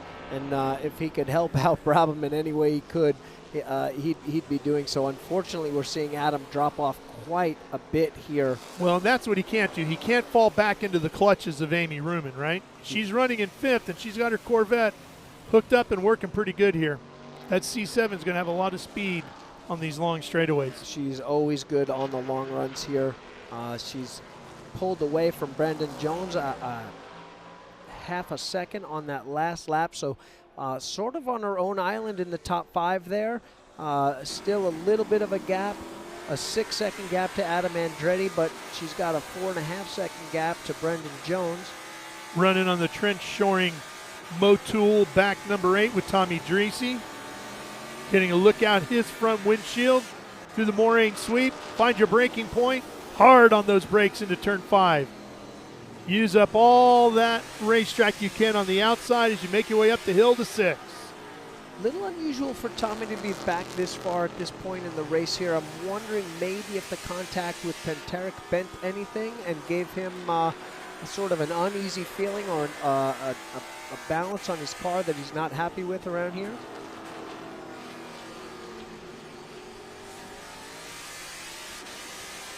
Really cool on board here with our trench shoring company, celebrating 50 years here as you see that long run through the carousel, 100-mile-an-hour min speeds through here, getting on that power. Look at this mile-an-hour jump all the way up to the high 140s, just short of 150 before you dip into that kink. Now dealing with a little bit of lap traffic here. So it looked like he breathed it just a bit going into the kink on that one. Oh, you have to. There's no way you're going to show up at 150 miles an hour and just cut in with these. These are some big cars, and these Pirellis are super sticky, really good tire, but, man, that's asking a lot. Yeah, everybody's got their limits, right? Back at the front here, Chris Dyson was 500ths of a second faster than Matty Brabham on that last lap, and Matt was able to pull out a couple tenths on our third-place driver, Paul Menard there. So far in our MCO Gears total laps led has been Chris Dyson all day. 17 laps he's been out front with 8 laps remaining as we race towards the 100-mile distance here. Of course, that first race with Trans Am run here in 1970, it was Mark Donahue in the Penske AMC Javelin with Sam Posey second, the Auto Dynamics Dodge Challenger, and Swede Savage third in the AAR Plymouth Barracuda. How cool was that car? That must have been, I mean, the people that were able to be in attendance that day. What they saw was incredible, right? And had no idea how historic that was. Yeah. 65, 66 races later, here we are with these beasts flying through here. Paul Menard lost a little bit of pace here. Little something odd going on here. Gapped them almost a football field just in the last lap. A 2:05.2 last time by from Menard. Last couple laps, we've just seen him drop off. You know, all it's got to be is a half of a second twice, and that's a football field here with these guys. That gives Brabs a little bit of a cushion to drive his own line, do what he wants here. And obviously a bit comforting for Dyson, too, who's got a nice gap in the lead. Oh, Ray Cobb. Ray Cobb is off in his Corvette, making his debut here with us. Ray tested with us down in Sebring and was hoping to get to some races earlier on. What a neat-looking car. I love that 00. The Audit Well Chevy Camaro running in GT1. He was running third behind Comer and DeGainer in that category. I was talking with him earlier today. Found that car down in Panama and brought it back up here. That, I think, is an old Rocket Sports car. It's got a pretty neat history to it. They've had some tough luck. They pulled out. They got 3 laps in practice and popped a motor, and the crew worked all night through a rainstorm. The only rain that we've had here so far this weekend has been at night, and which is fine. Clean the track off for us a little bit as long as you make way for some sunshine, and we'll be good to go there. Little focus on Kaylee Bryson here, our points leader in XGT and our current leader in XGT. There is a heck of a motor in that car. That's basically an Xfinity Series motor. She's tailing John DeGainer there, trying to catch up. Yeah, and I was talking with her team earlier today. They had some issues with some sensors that were just triggering, and so they had to do some work to replace all that. They're thinking about trying to make some adjustments to that as they develop this car going forward. You touched on this last week when we were at Mid-Ohio. This is back-to-back weekends for Kaylee in the same car. Yeah. She is running a 360 wing sprint car. She's doing midgets. She's in Knoxville in the silver. I mean, these are massively different cars. And I commented when we were at Mid-Ohio last week, that is a massive change in your driving style and your sitting position. The type of brakes, the feel, you know, a high horsepower road racing Corvette to a Silver Crown car to a 360 wing sprint. What? So different. I love to see drivers challenge themselves across different driving areas, and I mean, you can barely get any more different than a dirt oval all the way down to Road America in a Corvette. She hails out of Broken Arrow, Oklahoma, so you know she's got dirt in her veins. She was going to run a sprint car somewhere at some point. Of course, Broken Arrow, the home of the great Andy Hillenberg, and numerous others. And who knows, there's a World of Outlaw race over at Cedar Lake, Wisconsin later tonight. She might show up over there and get in the 410. That would be awesome. Wouldn't put it past her. She's a heck of a race car driver. And a crowd favorite here, too. You see a lot of people coming up wanting autographs from her on our fan walk. And she's very cordial with them, very nice. The team is great. Prep's a very good car. And obviously a strong runner in our series here. And, you know, the other thing you talk about those cars, too, that she's driving, none of those are easy to drive, right? No. And, I mean, they take a lot of, like that Silver Crown car, takes a lot of upper body strength to maneuver that car around. She is a tough challenger all the way through. You have to have fast reflexes. You've got to be on it. And this car isn't that easy. This is a 650 horsepower car that is built from the ground up. From these guys, they took a street car and turned it into a monster, and obviously performing well, and she's doing a great job showing off her talents here. And she's chasing after DeGainer here. That would be for her 10th overall. DeGainer, of course, running second in GT1 behind Comer, who's just in front of him, and then Kaylee leading in XGT. Yeah, and I bet your top speeds aren't even that far off between those Trans Am cars and her. That's a slippery car. It's not making a ton of downforce. Decent amount. You can see a big barn door wing on the back end of that thing, but no dive planes and not a lot of drag on there. And here comes Carlson, and he's having a great day as he has throughout the year. Solid performer every time he's out. XGT category race leader right there, Joshua Carlson, in the 12, make that SGT, I should say. In Siva, the sponsor on there. Obviously, Josh's marketing department doing a good job giving us a logo that we can see clearly on these cars. I tease a lot of people for putting these crazy logos on stuff, but really well done here with these guys. Josh has been dominating SGT all season long, our points leader. I skipped Mid-Ohio, but he's back now. This would be win number 6, I think, if he can pull this off, which has been every single SGT race here this season. He had some decent competition in a couple races past here. Now it's clear sailing. He's good to go.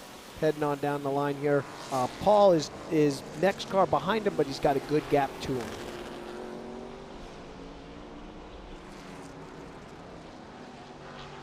He continues to put in another lap. Joshua Carlson, again 12th overall. Oh no, Adam Andretti. That is turn the 5? Exit of turn 5. I thought it was a mechanical issue, but I think he might have just gotten in too hot. That's some rough exit curb there, spun it around, but obviously just dropped it back down in the first gear. Looks like it's under power here. Yeah. What he's got to be careful of, though, is he didn't have a huge, huge gap between him and Amy Ruman. Amy's got to be behind him, by him now here. That was... we'll take a look on timing and scoring when that refreshes, but I imagine that's dropped him down the order, and he's going to have his challenge. I imagine that puts Amy back up into 5th. Here's a look. There it is. Just coming down into turn 5. And a lapper. Last-minute look. Moves over on Paul, but then just loses that back end. So nothing too crazy. Heads up by the 60 car. Oh, and Menard is slow. things getting crazy here. Paul Menard slows down. That could greatly change the championship standings here if Andretti can get to the finish. There goes that Amy Ruman that just went by. That puts Amy Ruman to P3. Adam Andretti, who was seeing his championship slip away with a spin in turn 5, is now just about to catch up to Paul Menard, limping through Canada corner in that Pittsburgh Paints Mustang. Is that a flat left front? There goes Drissi past. Yeah, something's wrong with that left front. That's a flat left front or a broken left front suspension. Yeah. Couldn't tell if it was either deflated or just broken. What a Here comes change Pinteric here. to go by. So Andretti showing in third as they crossed the line. So Amy did not get around him. Wow. So that is a huge break for Adam Andretti as he takes third. Amy Ruman's now fourth. Brandon Jones sitting in fifth, having a great run in the top 5. Tomy Drissi is in sixth. David Pinteric is seventh. And Paul Menard painstakingly, achingly just rolling very slowly up the pit lane here. And I was going to say, one of the strengths of this team that he's driving for, the 3GT crew, has been reliability and durability, and it's biting them here today. The only 2 issues Paul Menard has had this year is with that left front. Had that left front failure Road in Atlanta. turn 6 at Road Atlanta, and now the left front failure here at Road America. They've had some problems here and there in practice, but they've made it right for the race. So Adam Andretti now with 4 laps remaining. That's the other thing. They were so close to this one being done. Looks like it must have been flat because they're not really taking a look at the suspension, are they, on that left front? They'll get him back out there, salvage as many points as they can on the day. And I'm just guessing here, Paul was so strong on the brakes. Maybe there's a couple times where he got behind him. Maybe that's why he dropped back initially, as he got so close to Brab's under braking there. You lose that front downforce, it's easy, like I was talking about in turn 5, to lock up that inside tire. And in that case, that would be the left front. I don't want to presume anything here, but there's a probability that was what that issue is. And he got back on track just in front of John DeGainer, who is running 10th overall. Wow, boy, things are changing here with 3 laps remaining with our Trans Am Series presented by Pirelli, live from Road America here on Speed Sport 1, and you're getting to see all of it. There is Paul Menard, the Pittsburgh Paints and Stains number 3, trying to work his way through traffic as quick as he can to see if he can catch up to David Pinteric, Drissi, Jones, and the rest, gain some points back. We'll be back for the finish.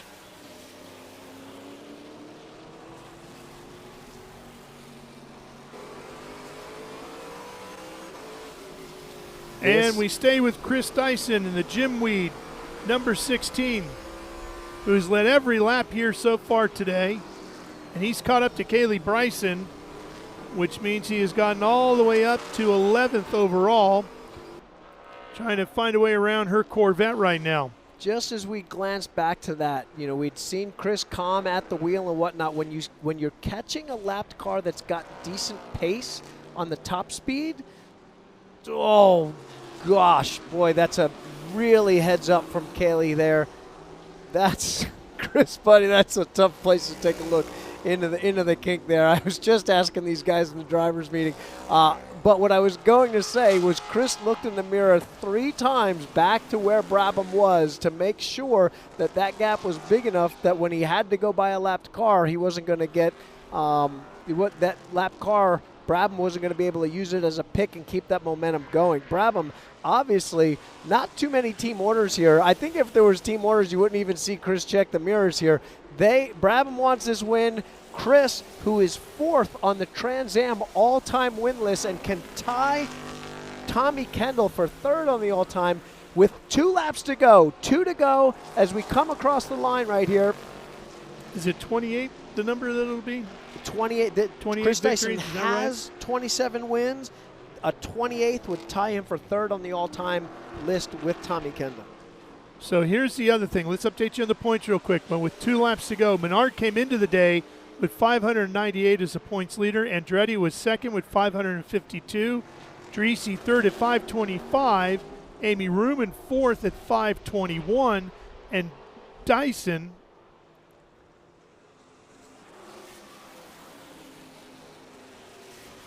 And we're back here on Speed Sport 1 watching this battle with 2 laps remaining here in our Trans Am Series presented by Pirelli. Just updating you on the points coming into the day.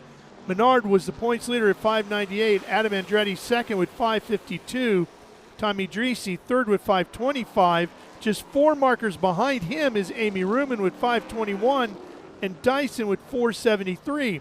So even though Chris has had a lot of problems this year, he's been making some big gains in the points here in the last couple of rounds. And today, with the trouble for Menard, could really help Dyson get back into this points chase. You know, Chris said, all I want to do is just win all the rest of the races. Well, there comes a point where if you actually are successful in that, now you're back in with the championship in the back of your mind. This is not over. And like we're talking about here, there's only 8 tenths from first to second. Adam Andretti alone, all by himself, 29 seconds back. But Amy Ruman, Tomy Drissi, Brendan Jones, 4th, 5th, and 6th on the line here, all within a few seconds.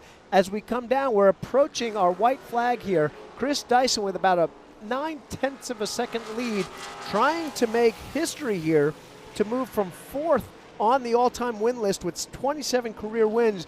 A win here, white flag, would tie him with Tommy Kendall 3rd on the all-time list. And the car that's in front of him, he can't see him right now, but the car on the racetrack in front of him, Paul Menard. Oh, wow. I don't know if I doubt he's going to catch him because Paul came whistling by here, really moving pretty quick. So he's got everything working again on that number 3 Pittsburgh Paints and Stains machine.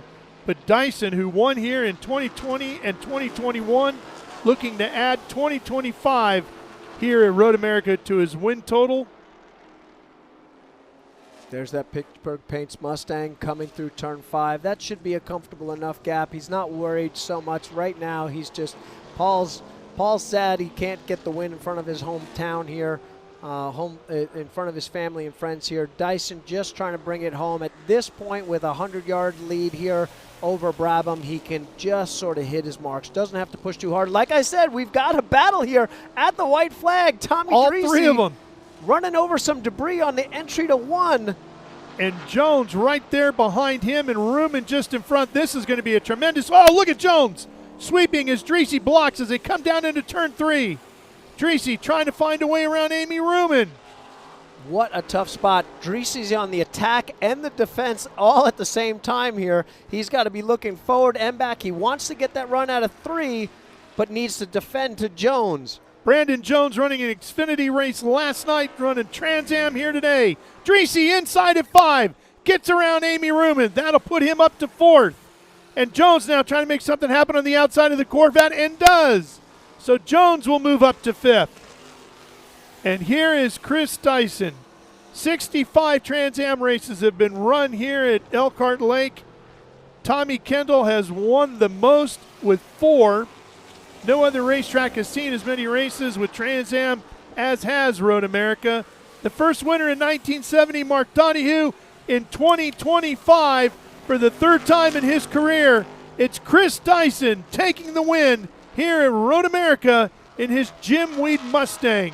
And he is very, very much alive in this championship chase. What a day for the points championship here between Menard having the bad luck, Adam capitalizing on that, but obviously Chris Dyson moving from 5th now, very much in contention with 5 races to go in this championship. Matty Brabham crosses the line behind his teammate in 2nd place. They ran 1-2 all day. Adam Andretti up and down crosses the line in 3rd. And here comes that battle for 4th with Drissi and Jones. Jones trying to find a way around with the draft. Up the hill they come. Amy Ruman behind them. Here they come to the line. Drissi is just going to beat him to the line. Tomy Drissi finishes 4th and will gain some significant points in the championship as he came into the day 3rd. He'll be very much alive in this fight as well as we head to Watkins Glen next. And here's Menard sweeping through on his final lap. Boy, they did everything right on that car today, Andy, except for one thing, keeping that left front on there. Colin Comer, our GT1 leader in that Mountain Dew Mustang, also looking like he's coming through our final couple of corners to get that W. There's Adam in that top liner Chevy Camaro celebrating. He did exactly what he said I have to do today. I have to go 100 miles and let it play out in front of me, and it did. Here's the celebration with Chris Dyson, now tying Tommy Kendall with 28 victories in his career in Trans Am, tying him for 3rd overall all-time on the win list. That was Colin Comer coming across to secure that GT1 win. That ex-John Gooding machine, such a great-looking race car. Oh. Comer 9th overall and 1st in GT1. And that'll be John DeGainer, our points leader in GT1, coming home P2. They're talking about running some extra races with that car this year. I was talking with him earlier, maybe possibly Watkins Glen. I love to see those guys come out here. It's such a good show. I love the old school look of Trans Am. It's what hooked me as a younger driver of why I wanted to get to this series and run races in this series. Well, it was the same thing for Colin. He said, as a kid, I came out here to Road America and I saw this car racing here, and now I get to own it. And there goes Dyson and the rest of the field headed towards Jim Weed Victory Circle. We saw Joshua Carlson, our winner. Dirks Limited and Siva Ford Mustang there, our SGT, points leader. Here's a look at your results. Dyson, Brabham, Andretti, Drissi, and Jones, your top 5. Amy Ruman will take 6th. David Pinteric had his challenges today. He holds on for 7th, just in front of Paul Menard. Colin Comer getting the win there in his category. And 9th overall, Kaylee Bryson takes a win in her class in XGT. Josh Carlton takes the win in SGT. Patrick Paul, Chris Coffey, our good buddy Ryan, and the rest of the field. And we are now into the Jim Weed winner's circle. We'll see Chris Dyson hop out of the car. We didn't get to talk too much about Chris Coffey. He had an amazing race at Mid-Ohio here, took another victory today. We didn't get enough in-focus time here for the Norwood crew of him and Colin, but super happy that he's back here extending his lead in the points championship. Chris Dyson climbing on out now. Big celebration for Chris. And we head down to Ben Sissel. Yeah, I'm watching Chris Dyson coming through his team, giving a high five to his team, high five to his other driver, Matt Brabham. We're at Jim Weed Winner's Circle. Jim Weed 1-2 here. Unbelievable. A big hug from his son coming in, and now he's taking off the Hans. I could already see a huge smile on Dyson's face. Taking out his ears. Hold on. Rafa Matos is down here to give him a big congratulations. So Chris putting on the racer hat here at Road America, that's got to feel really good. How was your race? It was great, Ben. Honestly, I mean, I'm just so thrilled to be back in Victory Lane here, Winner's Circle, Jim Weed Winner's Circle, 1-2 again. So proud of the guys. I got my little guy Ian here this weekend. His first trip to Road America. It's about as memorable as mine was, and that was about almost 40 years ago. So I keep coming back here. I just love this place more and more, and it was really good to us all as a team today. I couldn't be happier. Most important thing, have you had some ice cream while you're in the dairy state, or any cheese, anything like that? No. Well, you got to go. You got to go get some cheese and some ice cream. Well, Chris at Jim Weed Winner's Circle, nice job. P1, unbelievable. We'll come through here because XGT, Kaylee Bryson in the 0-2. Yeah, let's hear for Kaylee Bryson. Come on now. Kaylee, how was your race out there? Really good. I mean, this car was dialed in, and I was running my hardest to run 11. That was my goal for this weekend, to run 11. I think we ran an 11.5, so that just goes to show how good our car is, how good our team is, and really thankful to Larry Bailey for making this possible and the whole LSI crew and my whole team for making this possible. Nice. How about that? Kaylee Bryson. Then from Iowa, Josh Carlson. I got to hang out with Josh Carlson's dog this weekend. Love the dog. Man, you were in the thick of it with all kinds of cars out there today. How was your race? It was a lot of fun. This is my 3rd year running Trans Am here, and I made my debut here. So it was really special to win at my home track and, win in the Trans Am series here. So nice. Well, congratulations. The beautiful Enceva Ford Mustang. third place, who was fighting for fourth the whole time. And Adam and I were talking, like, sometimes things just happen. You got to be there in the end, finishing third with top liner, but a very good championship points day here for Adam Andretti. How was your race? You know, it was it was pretty uneventful. For once, we got a gift from Paul. We've been giving gifts for the last season and a half, so it was nice to be on the receiving end for once. So proud of Burton Racing and this whole group, top to bottom, top liner, and the support that we get from them and Hinchman and Bell Helmets. But CD Racing, another one too. Those guys, I had the best shot at that battle between Matthew and Paul, and it was good. And he was pushing, trying to get there, and it just I think Paul just finally got enough of that left front. But again, we're blessed. Just so proud to be here and thankful for this day because we needed those points for sure. Adam Andretti, big championship day here with Burton Racing. Then we're coming over here, Colin Comer. I just watched everybody just throw water on him. Colin, nice job. It all kind of worked out, and I know we were talking yesterday. Oh, look at Boris. Now, that's good because sometimes Boris gives a nut check, so that's much better than that in this heat. Yeah, exactly. But you were saying everything has to work out perfectly to put that little splash of gas in there, and you got it. How was your race? It was awesome. It worked out. The pit stop worked out. It ran out of the primary fuel about 15 laps in and went to the reserve fuel and just said my prayers and sat there. Nice. Well, Boris, the spotter, I love the comments. Boris, how was his race out there? You're the guy that kind of brought him into this. The hard thing is I say, you're one Trans Am race and you win it. You should be one and done, 100% win ratio. Well, he did a great job. I mean, his lap times were as good as when we raced here back in the day, so it's pretty impressive. His head might get big now. Late. Well, his wife will put him in check. And normally, isn't it customary if you win a race, he buys a dinner spotter, right? Usually, yeah, usually. I think you guys, there's a McDonald's right down the road. Yeah, have at it. Yeah, exactly. Boris says it's in the rule book. Well, we're about to have some fun here at Jim Weed Winner's Circle. Huge celebration. I'm going to send it back up to you in the booth so we can reset. All right, Ben, we've got a lot more to go here still from Road America. Want to let you know that we will have the replay tonight at 7 p.m., the encore of today's Trans Am race here on Speed Sport 1. But coming up after this will be Wasota Racing up next on SS1 and TA2. Don't forget, live tomorrow, 1:30 p.m. Eastern, right here on Speed Sport 1. We'll be back for TA2 then. But we got more action coming your way from here at Road America today, so stay with us.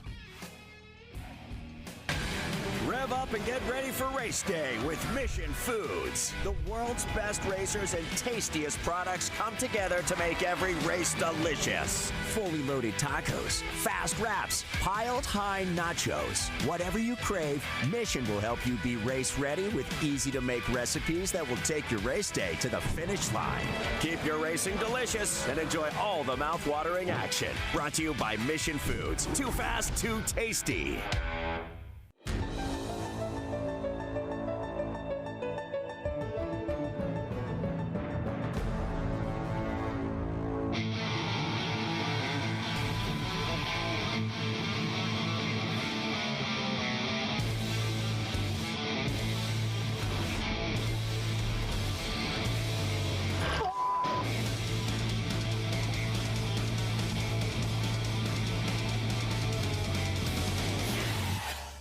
Okay, so pretend this is your race car. It's on the trailer, and you have an accident. Ouch! At least your truck's insurance will pay for another one? Yeah, not so fast. Standard insurance won't replace your race car, whether it's in the trailer, in the paddock, in the garage, or the repair shop. But at Hagerty, we can protect it for what it's really worth anytime it's off the track. No matter what or where you race, all for less than a set of race tires. Hagerty, let's drive together. What does it mean to be built with Summit? It means you're hitting the autocross, drag strip, road course, trail, dirt, or open road with confidence. Because built with Summit means you're using parts from the top names in performance, priced to make your project affordable. And it's all backed by trusted tech expertise and blazing fast shipping. Summit Racing Equipment. Let's build it together. SummitRacing.com.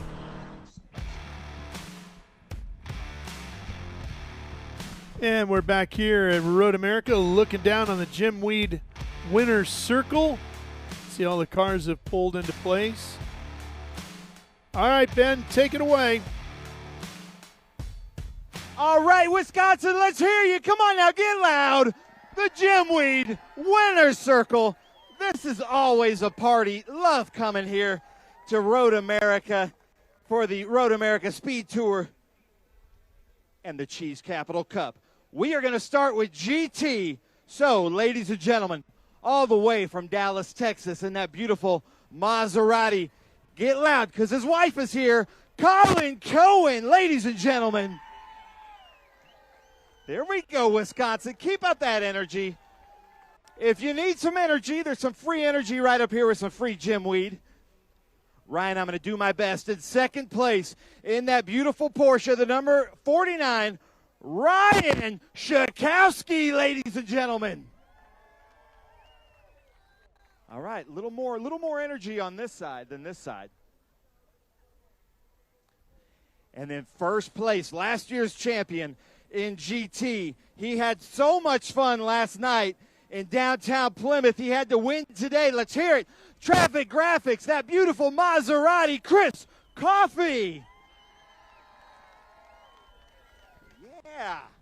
Keep this up, Wisconsin. I love this energy. Colin Cohen, Chris Coffey teammates. Colin, your wife's here. You're on the podium at Road America. How was your race? It was great. I was at the back the whole time, in case you didn't notice, but it was good fun. It was good fun to chase the guys in front of me and to try and maintain a pace. And thanks again to all the TA drivers for their courtesy and their help in making that possible, and to Trans Am for making events like this work at complicated tracks like this. Thank you. I love it. How about that? Colin Cohen, ladies and gentlemen, saying the quiet part out loud, always telling the truth. Schakowsky, how close am I? You are, dude, spot on. Spot on, he says. Now, how was your race, man? It looks like you got some good energy. You have fun out there? Oh, dude, had a great time. Super fun. First time with Trans Am. First pro race this weekend. Couldn't ask for a better weekend, man. It was fantastic. This is your first time in Trans Am. Yep. First pro race. You're on the podium. How about that, ladies and gentlemen? Anybody you want to thank? I'd like to say thanks to my crew chief, Kara Kazda. She's down there taking photos. And then all my crew, Kevin, my dad, everybody else at 4048 competition. Thank you guys so much. Nice. How about that? Now, ladies and gentlemen, special treat. I'm going to hold it down here, but we need that Ric Flair here for this crowd. Woo! Nice. How about that, little nature boy? Chris, take the mic. Tell us about your race. First thing I want to do is thank the beautiful people of Wisconsin. That parade yesterday was fantastic. We had a little more fun than we can really talk about. So, absolutely fantastic race. I want to thank Ryan for coming out and racing with us.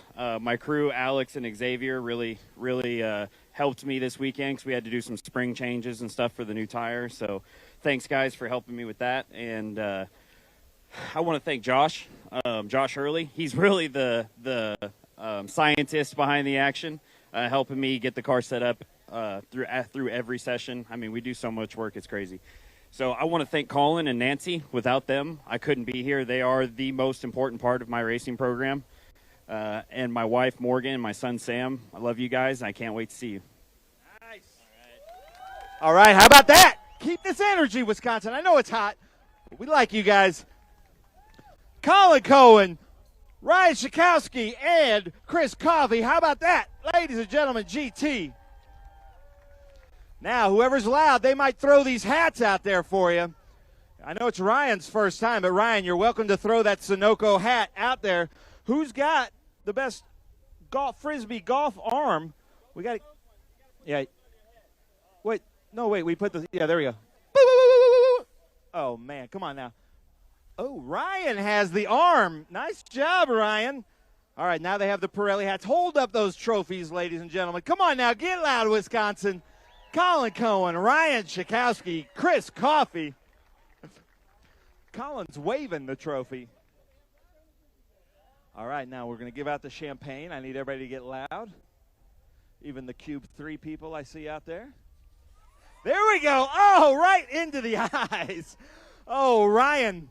I should have warned you, man. You got to wear your sunglasses or else you're going to get right in the eyes. How about that, ladies and gentlemen, the GT class Trans Am Series presented by Pirelli.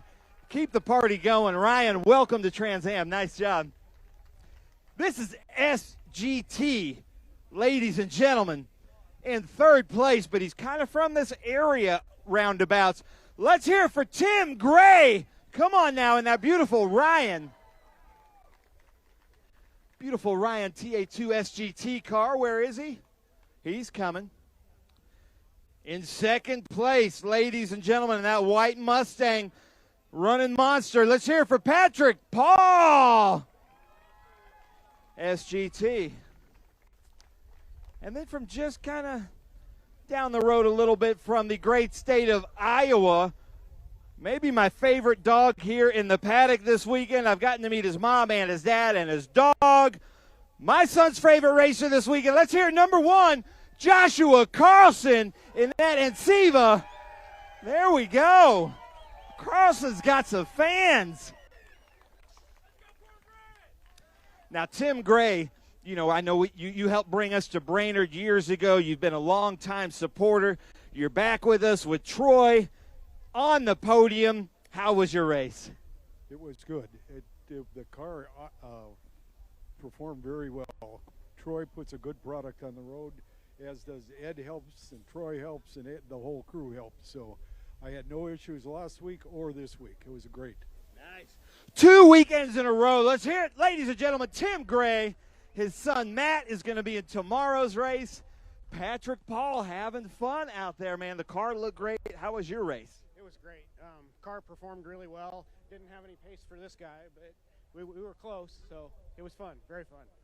Thanks to all the crew. It was great. It's fantastic. I love it. How about that, Patrick Paul? Now, funny thing I like to talk about, when he's not racing, he's delivering for DoorDash. We need a DoorDash on the side of that car, maybe the fastest DoorDasher out there.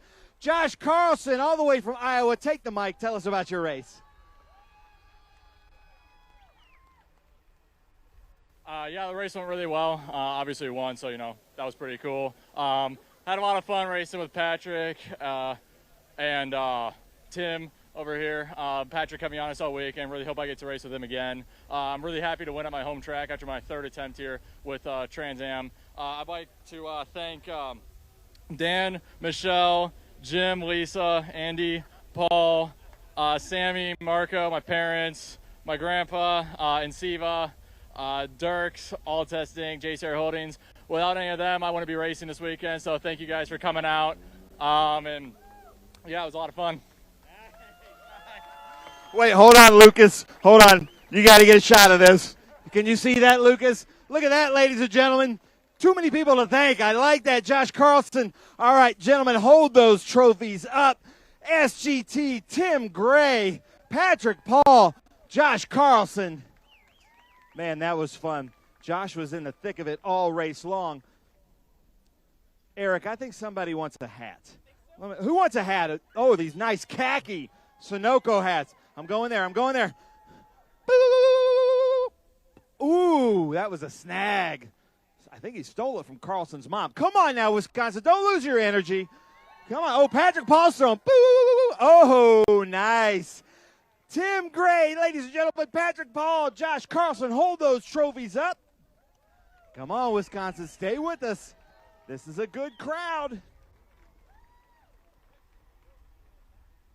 Ooh, and Kaylee Bryson's got her dog here, too. I like that dog as well. All right, champagne. Everybody, they're trying to say, what are we doing here, guys? Do we have to go dry clean our suits? Come on now, get loud. Tim Gray, Patrick Paul, Josh Carlson. I don't think they're spraying each other. I think Tim wants to take that home. Round of applause, ladies and gentlemen. They don't want to go home smelling like alcohol. I get it. From the state of Minnesota, right next door. How about that, Tim Gray? Born in Wisconsin, though. Come on now. He's a cheesehead. I'm not going to ask him Packers or Vikings then. I know that that's just asking for war. XGT. Oh, Colin has picked up a diamond earring over here. So I'm going to give this to Eric if anybody's missing that. All right. Ladies and gentlemen, we got to do the important things first. How about a round of applause for Izzy? Beautiful dog. I love it. Kaylee Bryson, last year's SGT champion, now running an XGT. Kaylee, take the mic. Tell us about your race. Yeah, we had an amazing race. We're actually 5 seconds quicker than we were last year around here. So that's really cool. It's really cool to make improvements like that and make our car quicker. You know, our car used to be on the street several years ago, so to turn it into a race car is really cool. My team does a phenomenal job on that car. They work their butts off making this car fast. So to come around here and run a 211 in that car is really special, really awesome for my team. Really thankful for my sponsors, LSI Racing, RE Enterprises, Larry Bailey, Chris Santucci, Scott Neal, Grant Penn, everybody that's working on this car. They do an amazing job. Really thankful for all the fans that are coming out. You made it a really fun weekend. I love it. How about that? Kaylee Bryson, Broken Arrow, Oklahoma, and Izzy. Hold that trophy up, Kaylee. Let's hear it. Get loud. Kaylee Bryson, ladies and gentlemen. That is 2 weekends in a row with a dog on the podium in this race. Last weekend we had Grumby, right, Matt? Grumby. Now we've got Izzy. Oh, man. But she's fast, ladies and gentlemen. Come on, get loud. Kaylee Bryson. You can take it, Briggs. Kaylee, I'm guessing you just want to go back and share that champagne with your team. Nice. Come on now. Kaylee Bryson, ladies and gentlemen, Extreme GT. Izzy wants to come down and get some gym weed, I think. Kind of a new class, and I'm super excited for this one because I grew up watching the Trans Am Series with my friend Ralph Sheheen announcing in this era. Boris said was spotting for a car he used to race against and race in. In third place, ladies and gentlemen, bringing that great kind of wedge of cheddar cheese yellow Corvette. Let's hear it. Ray Cobbs in GT1 with Myson. Come on up here, Ray. Come on, how about a round of applause for Ray? I believe all the way from Boston, Massachusetts. Is that correct? That's right, but he was wearing kind of a cowboy hat. There we go. Come on now. Ray Cobbs. Then, ladies and gentlemen, in second place, he won a lot of his races here when he was here with us in May in the vintage. Let's hear it. Second place, John DeGainer, ladies and gentlemen. And then to call this Road America his home track would be an understatement. It's even more of a home track. First place, first time in the Trans Am Series in that beautiful Mountain Dew car. Let's hear it. Colin Comer, ladies and gentlemen.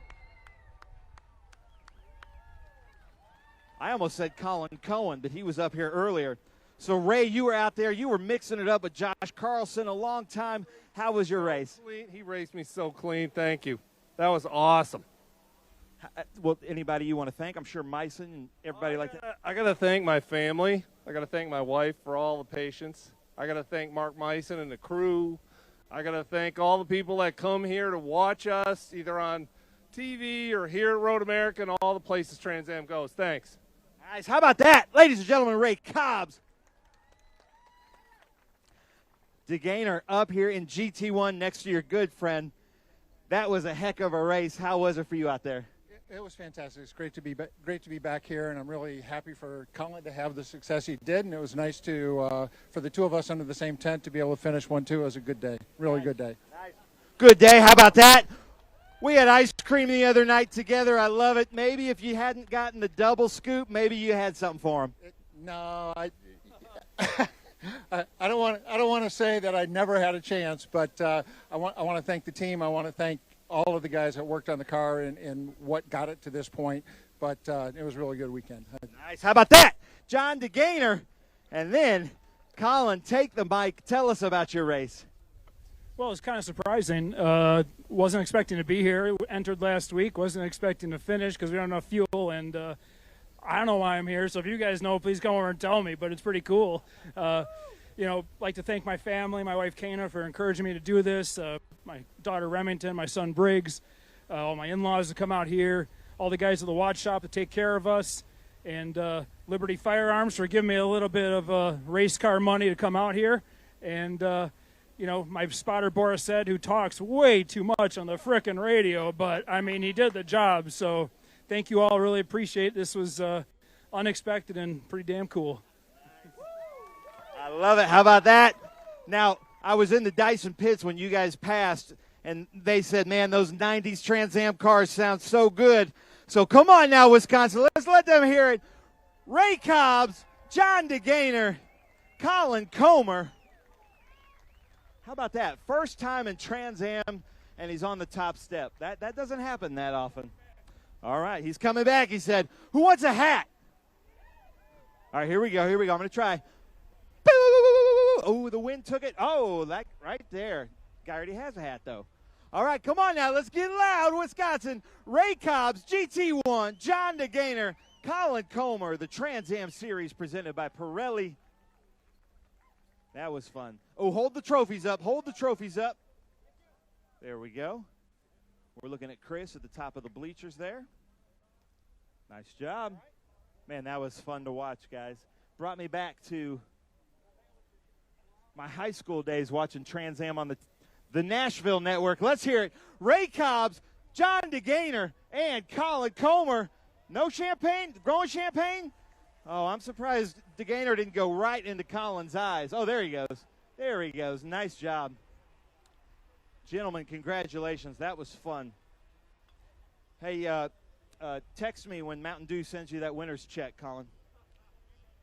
He said don't wait by the phone. All right, crazy here in TA. The championship is heating up.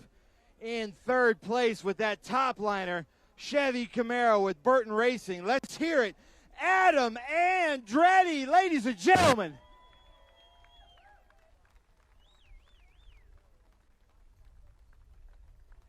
Then in second place in this beautiful number 21, Jimweed Athletic Focus Drink. Let's hear it. Matt Brabham.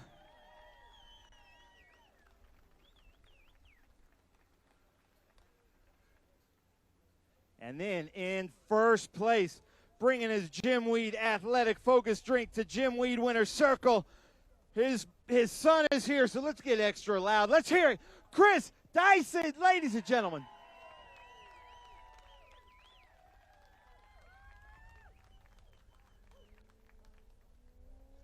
Nice.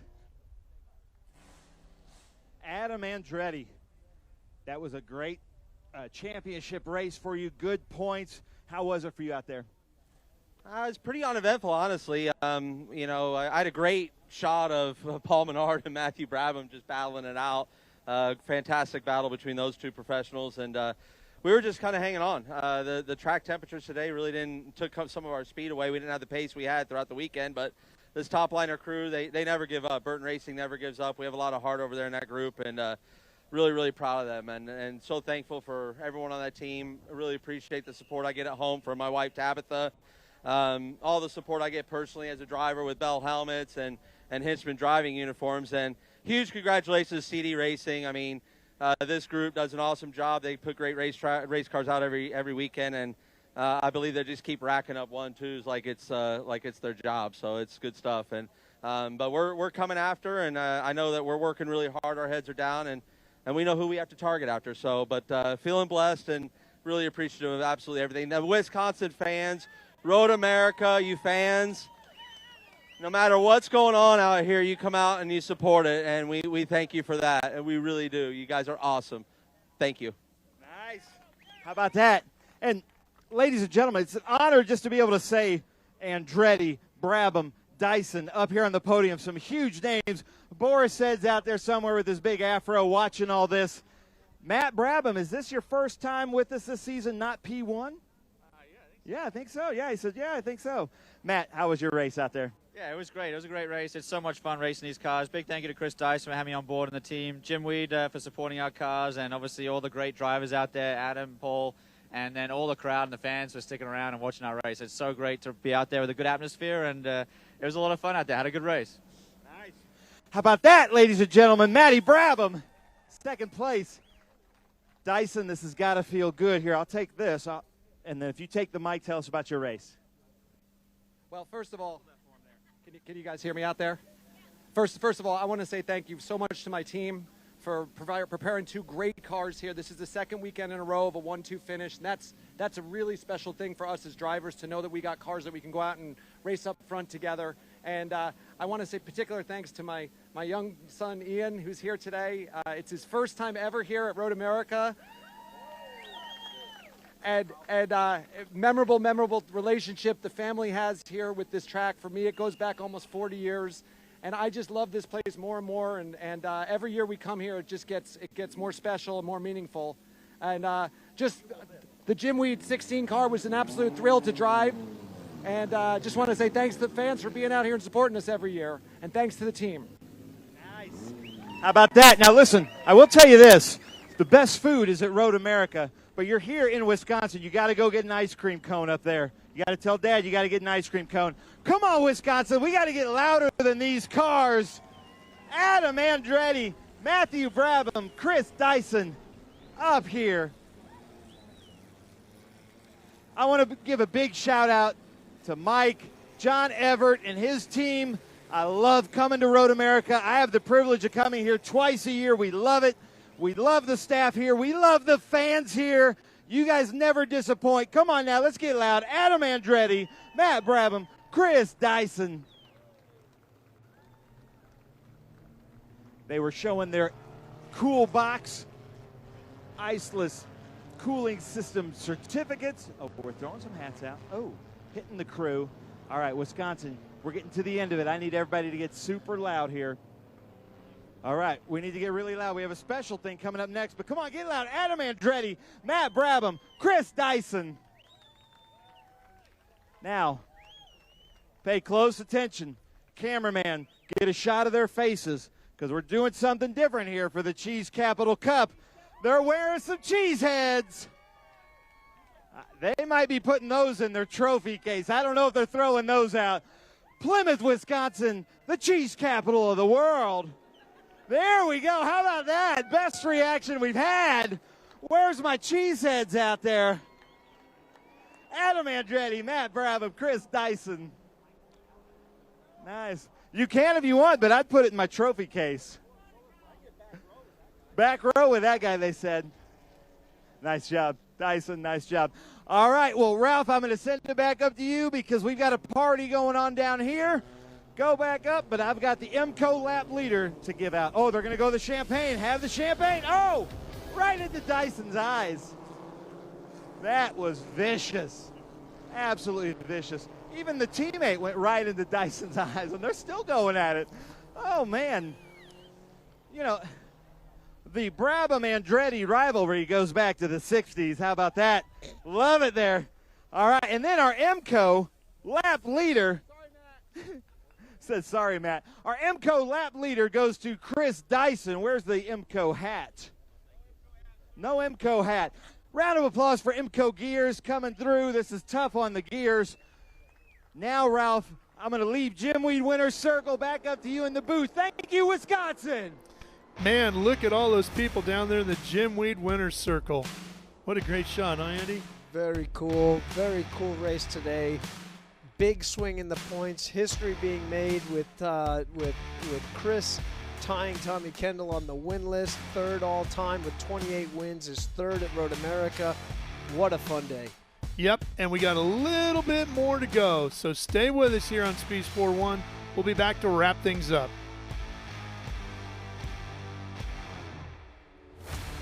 In racing, every second counts. Communication isn't just important, it's everything.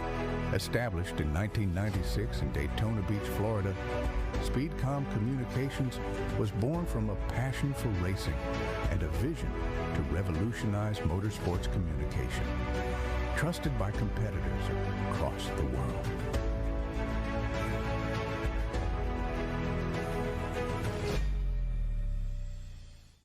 Okay, so pretend this is your race car. It's on the trailer, and you have an accident. Ouch! At least your truck's insurance will pay for another one? Yeah, not so fast. Standard insurance won't replace your race car, whether it's in the trailer, in the paddock, in the garage, or the repair shop. But at Hagerty, we can protect it for what it's really worth anytime it's off the track.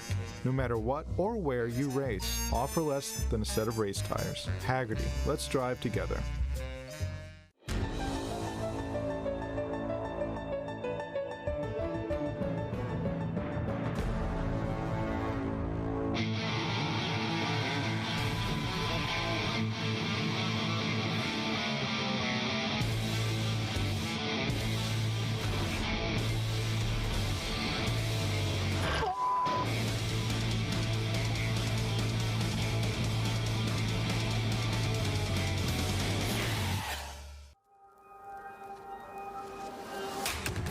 good is this? Look at this view from Lostowski.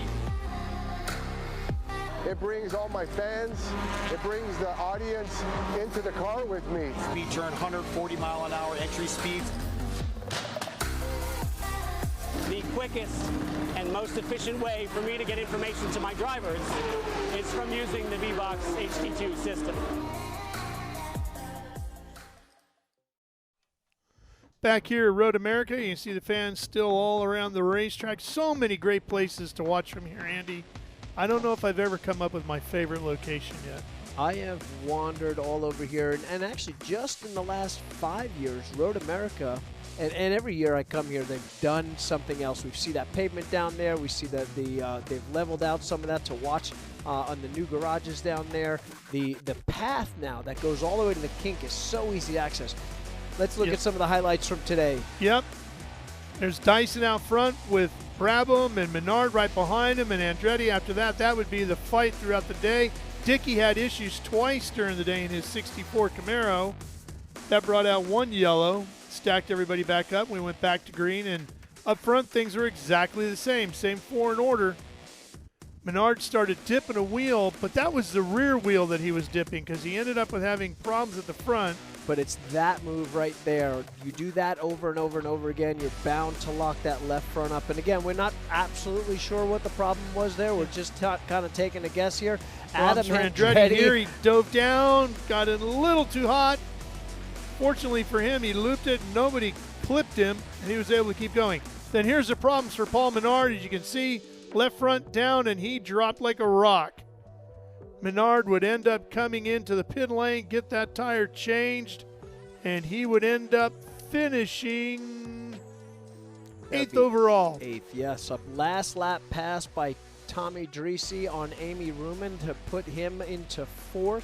That's also a big gainer as he also gains on Menard. Our point swap today was wild. Chris Dyson pumping that fist, taking win number 28, 3rd on the all-time Trans Am win list, tying the legend Tommy Kendall, both of them inducted into our Hall of Fame this year. And Dyson now has 3 wins here at Road America.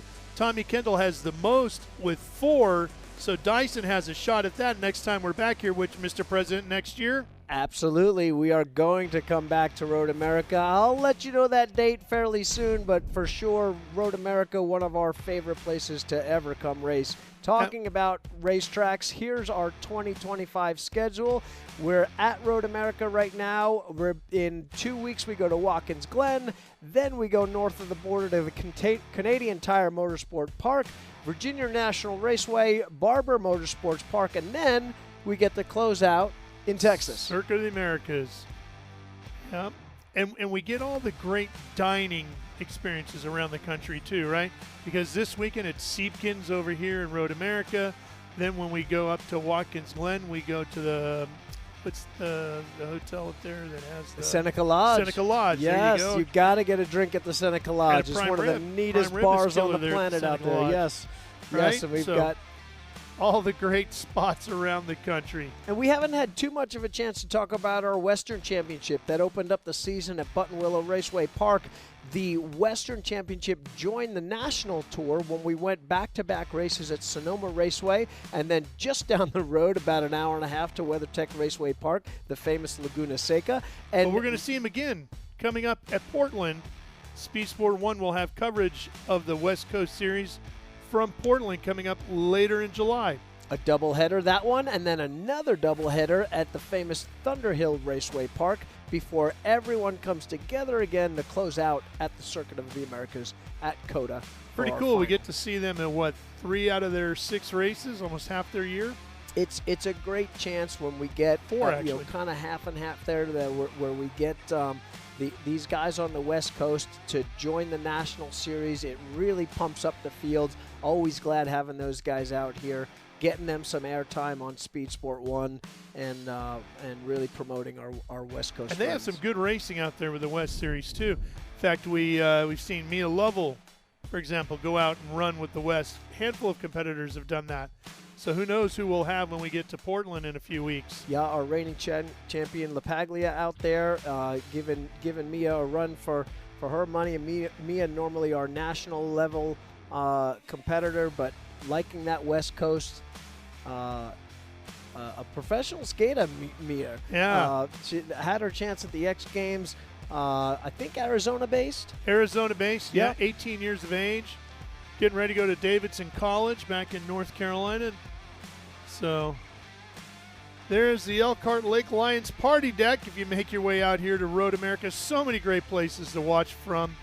And we thank you for watching here live today on Speed Sport 1. And remember, we've got more great racing coming your way here on Speed Sport 1 today.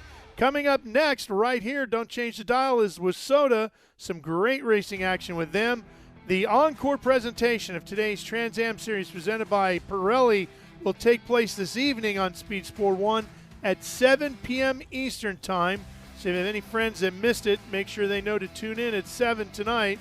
And then tomorrow, Speed Sport 1 back live from here at Road America with the TA2 category going live at 1:30 p.m. Eastern. That's 1:30 p.m. Eastern tomorrow, live with TA2. For now, that'll wrap things up here at Road America. The points has gotten very tight as we get ready to head to Watkins Glen in a couple of weeks. Chris Dyson, Matty Brabham, Adam Andretti celebrating with the Cheeseheads on the top steps of the podium here today. Congratulations to all of them as they tighten things up in the points behind Paul Menard. Well, that'll do it for now. For Andy Lally and Ben Sissel, I'm Ralph Sheheen. Congratulations, Chris Dyson. So long from America's National Park of Speed, Road America.